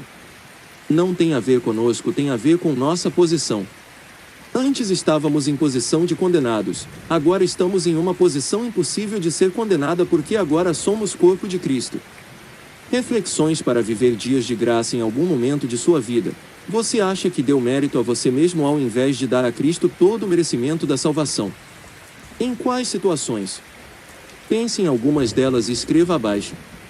Existem áreas de sua vida que só você pode identificar como fraquezas, porém nesse capítulo você aprendeu que nenhuma dessas fraquezas podem superar o amor de Deus por você. Pense em quantas vezes você tentou fugir de Deus por conta de algum pecado cometido e reflita sobre como foi o seu encontro com Deus pós-pecado. Você de fato se sentiu rejeitado por Ele, ou foi você quem se rejeitou? Ou foram as pessoas? Capítulo 11. A graça é uma pessoa. Eu não sou bom. Sou a pior pessoa do mundo. Sou santo, mas não sou bom. Mas, me regozijo com um grande detalhe: Cristo está sendo gerado em mim. E, à medida que eu consigo enxergá-lo em mim, ele passa a crescer. Você compreende isso? O Espírito Santo se uniu ao meu espírito, e se tornou um com o meu espírito, e agora eu tenho a mesma natureza de Deus. Não deixei, nem jamais deixarei de pecar porque decidi por eu mesmo deixar de ser pecador. Isso jamais será possível. Posso fazer isso por um tempo estando contido na minha velha natureza, mas isso não significa que fui de fato transformado. Deixar de pecar é uma obra de Deus e não minha, e eu só pude entender isso a partir do entendimento de uma grande verdade que quero compartilhar com vocês nesse capítulo. Cresci ouvindo que a graça era um favor imerecido, mas quanto mais enxerguei Cristo em mim, mais pude constatar que essa definição fora muito tempo ecoada, porém ao mesmo tempo muito limitante perante o que de fato a graça representa em nossas vidas. A graça é também um favor imerecido, mas ela vai muito além disso. Descobri que isso me fez ir muito além do meu raciocínio lógico, muito além das minhas capacidades físicas, emocionais e circunstanciais. A mudança de minha natureza esteve muito tempo condicionada a mim mesmo, e a verdade foi que eu nunca consegui sair do lugar por pensar de maneira tão pequena. Fui além quando passei a pensar grande, tão grande como a graça. Ela nunca foi só um favor, ela nunca foi apenas um feito nobre. A graça foi alguém e acredite, ela continua sendo. A graça é uma pessoa e quando você passar a entender isso, sua vida nunca mais será a mesma porque não existe outra razão capaz de nos dar tanto sentido para viver. Em Efésios 2:8 diz, porque pela graça sois salvos. A doutrina apostólica, por sua vez, diz que não existe outro caminho para Deus a não ser Cristo Jesus homem. Jesus então declara, eu sou o caminho, e a verdade e a vida, ninguém vem ao Pai, senão por mim. João 14:6. O é um artigo definido, singular, masculino. Não estamos falando de um caminho que pode nos levar a Deus, mas do caminho. Cristo afirma que ele é o caminho. Isto é, o caminho nunca foi uma estrada ou um percurso criado por homens ou doutrinas para passarmos e então vemos a Deus. Se pela graça somos salvos e somente através de Jesus vamos a Deus, só existem duas possibilidades, ou existem duas formas de sermos salvos, ou a graça é o próprio caminho, que é o próprio Jesus. Fico com a verdade e a vida, fico com o único caminho, afinal, outro não existe. Cristo é a própria graça.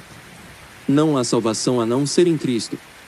É isso que a Bíblia declara, porquanto a graça de Deus se manifestou salvadora para todas as pessoas, Tito 2:11. Você não pode aprender da verdade. A Bíblia não diz aprender da verdade, mas conhecereis a verdade, e a verdade vos libertará. João 8:32. A verdade não é um conceito. A verdade é uma pessoa da qual você precisa se relacionar com ela. A graça de Deus não é algo que recebo de Deus. A graça de Deus é Cristo, palavras de meu mentor Gustavo Lara. Mas o diabo não quer que você saiba disso. O diabo não quer que você viva sua vida baseada em uma verdade, mas em sensações. O diabo quer que você se sinta sozinho. Entender que a graça é uma pessoa vai deixá-lo bastante irritado, porque o que ele menos quer é que você saiba que existe alguém para você se relacionar. Entender que a graça é uma pessoa é entender que se sentir sozinho é uma opção, porque ser sozinho é impossível. Cristo está sempre disponível para você e Ele te ama. Quando o povo de Deus não tem sua identidade reta e justa firmemente estabelecida em Cristo, ele se torna suscetível às armas do inimigo. Joseph Prince, A Revolução da Graça. Talvez hoje você se identifique com o quadro de solidão. Talvez os negócios não estejam caminhando muito bem, ou quem sabe sua casa esteja um tanto transtornada e os amigos já não existam mais.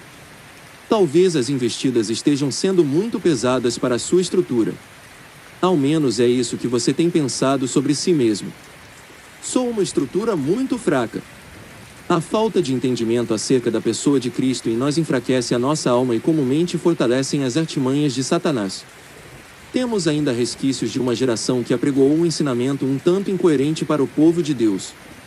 O essencial do Evangelho sendo tratado como suplementar e, consequentemente, pessoas sendo interiormente mortas por tratarem de maneira secundária o Espírito, que vivifica. Existe uma lei na Bíblia chamada Lei da Dívida. A lei da dívida determina como será se você contrair uma dívida e não conseguir pagar. Basicamente, funciona da seguinte maneira: se o seu patrimônio der para pagar, você perde ele, mas se acaso não der para pagar, você se torna escravo. Se o teu preço como escravo ainda assim não der para pagar, logo seus filhos também se tornam escravos. Mas também existe uma lei chamada Lei do Parente Remidor, onde se alguém dos seus familiares tiver recursos, ele pode pagar a dívida e te tomar de volta, e o credor não ter direito de escolha e então ser obrigado a te entregar. Deus é Espírito, João 4:24. Que grau de parentesco poderia existir entre o Espírito e a carne? Obviamente nenhum. Por esse motivo, Deus não pôde fazer nada quando Adão pecou. Para que Deus pudesse fazer alguma coisa, o Deus Espírito teria que encarnar, isto é, se tornar carne também. Ele teria que nascer da carne, ser seu parente em carne, além disso, ter a moeda que o comprasse de volta. A moeda teria que ser um sangue puro, incontaminado, entregue por um varão perfeito, que tivesse mais de 30 anos. Por isso Deus encarnou no ventre de Maria e nasceu como seu irmão segundo a carne. Tudo isso para ter o direito de comprar você de volta. E ele pagou. Pagou com sangue a dívida que era sua. Deus te ama. Cristo não morreu pelos pecados que você cometeu. Ele morreu pelos pecados que cometeu, que está cometendo e ainda irá cometer.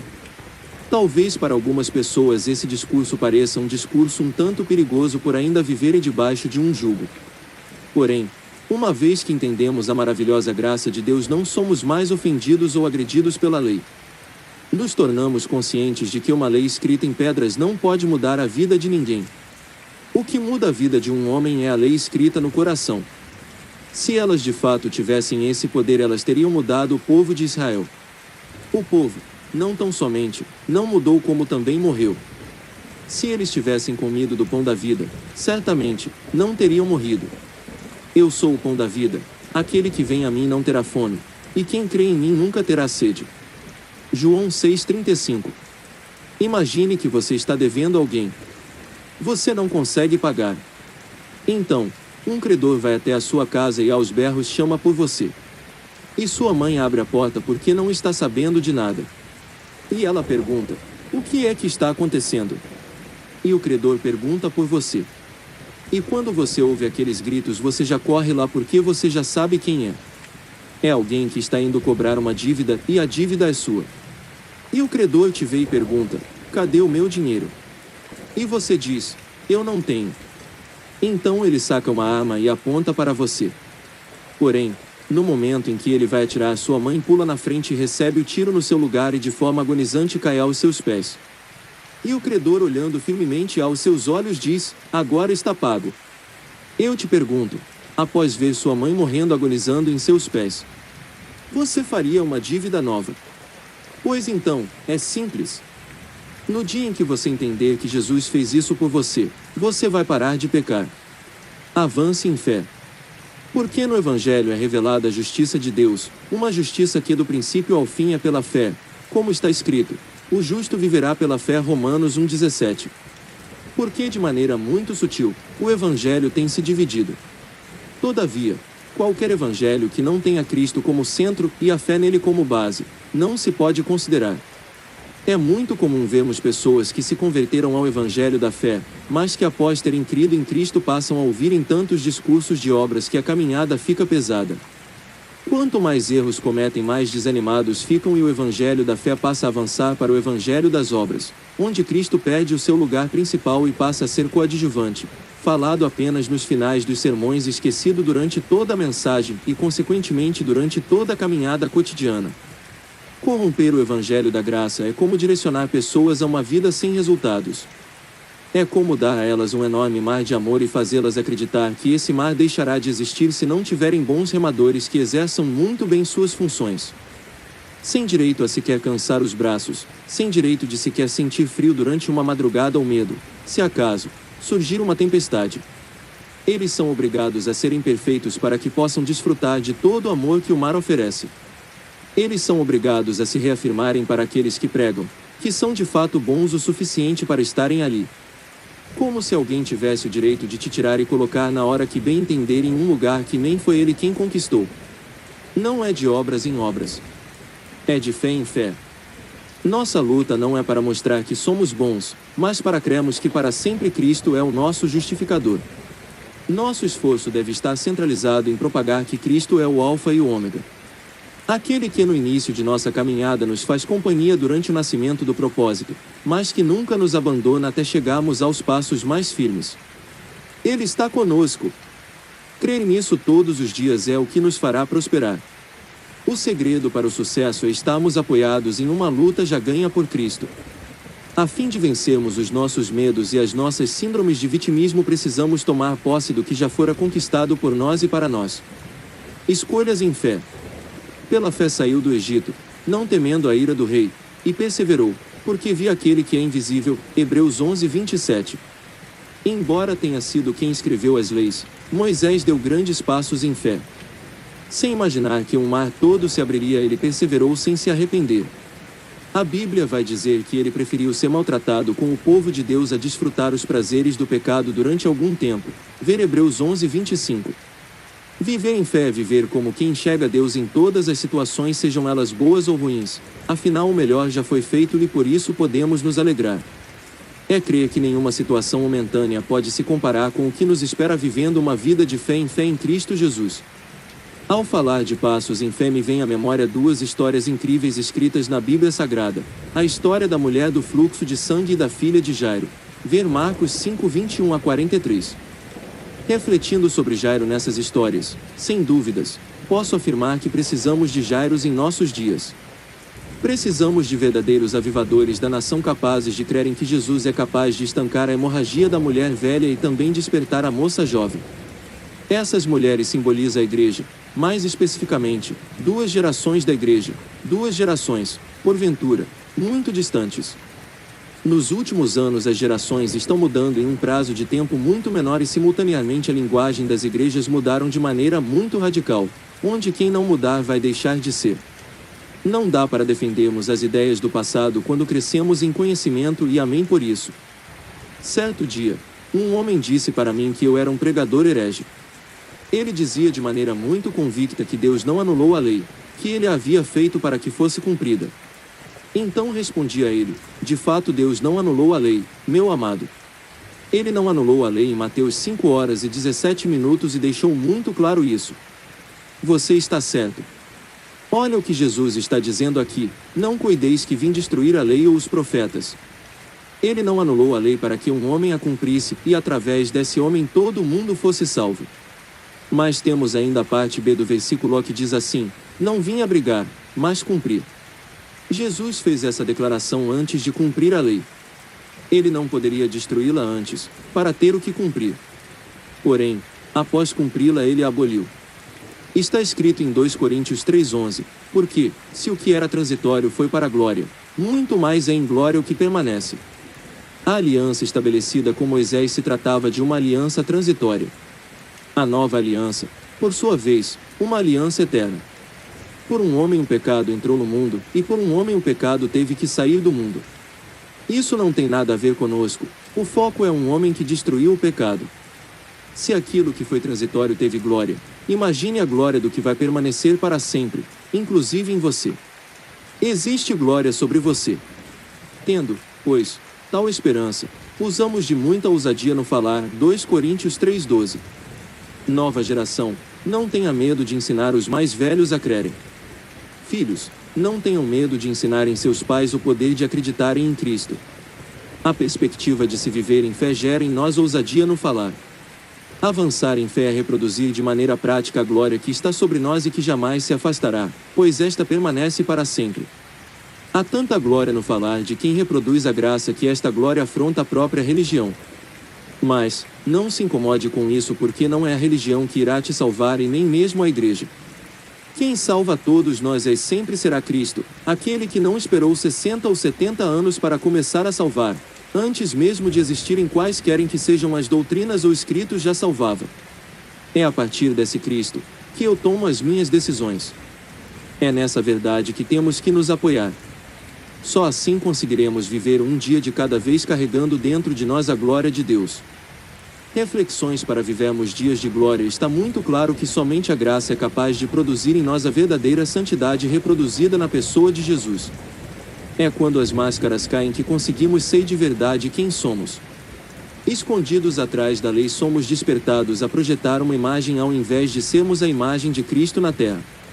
Aliançados na lei, nunca achamos que Deus está satisfeito conosco, e esse sentimento gera em nós paixões pecaminosas que nos motivam a satisfazermos o que julgamos mais fácil de alimentar, a carne.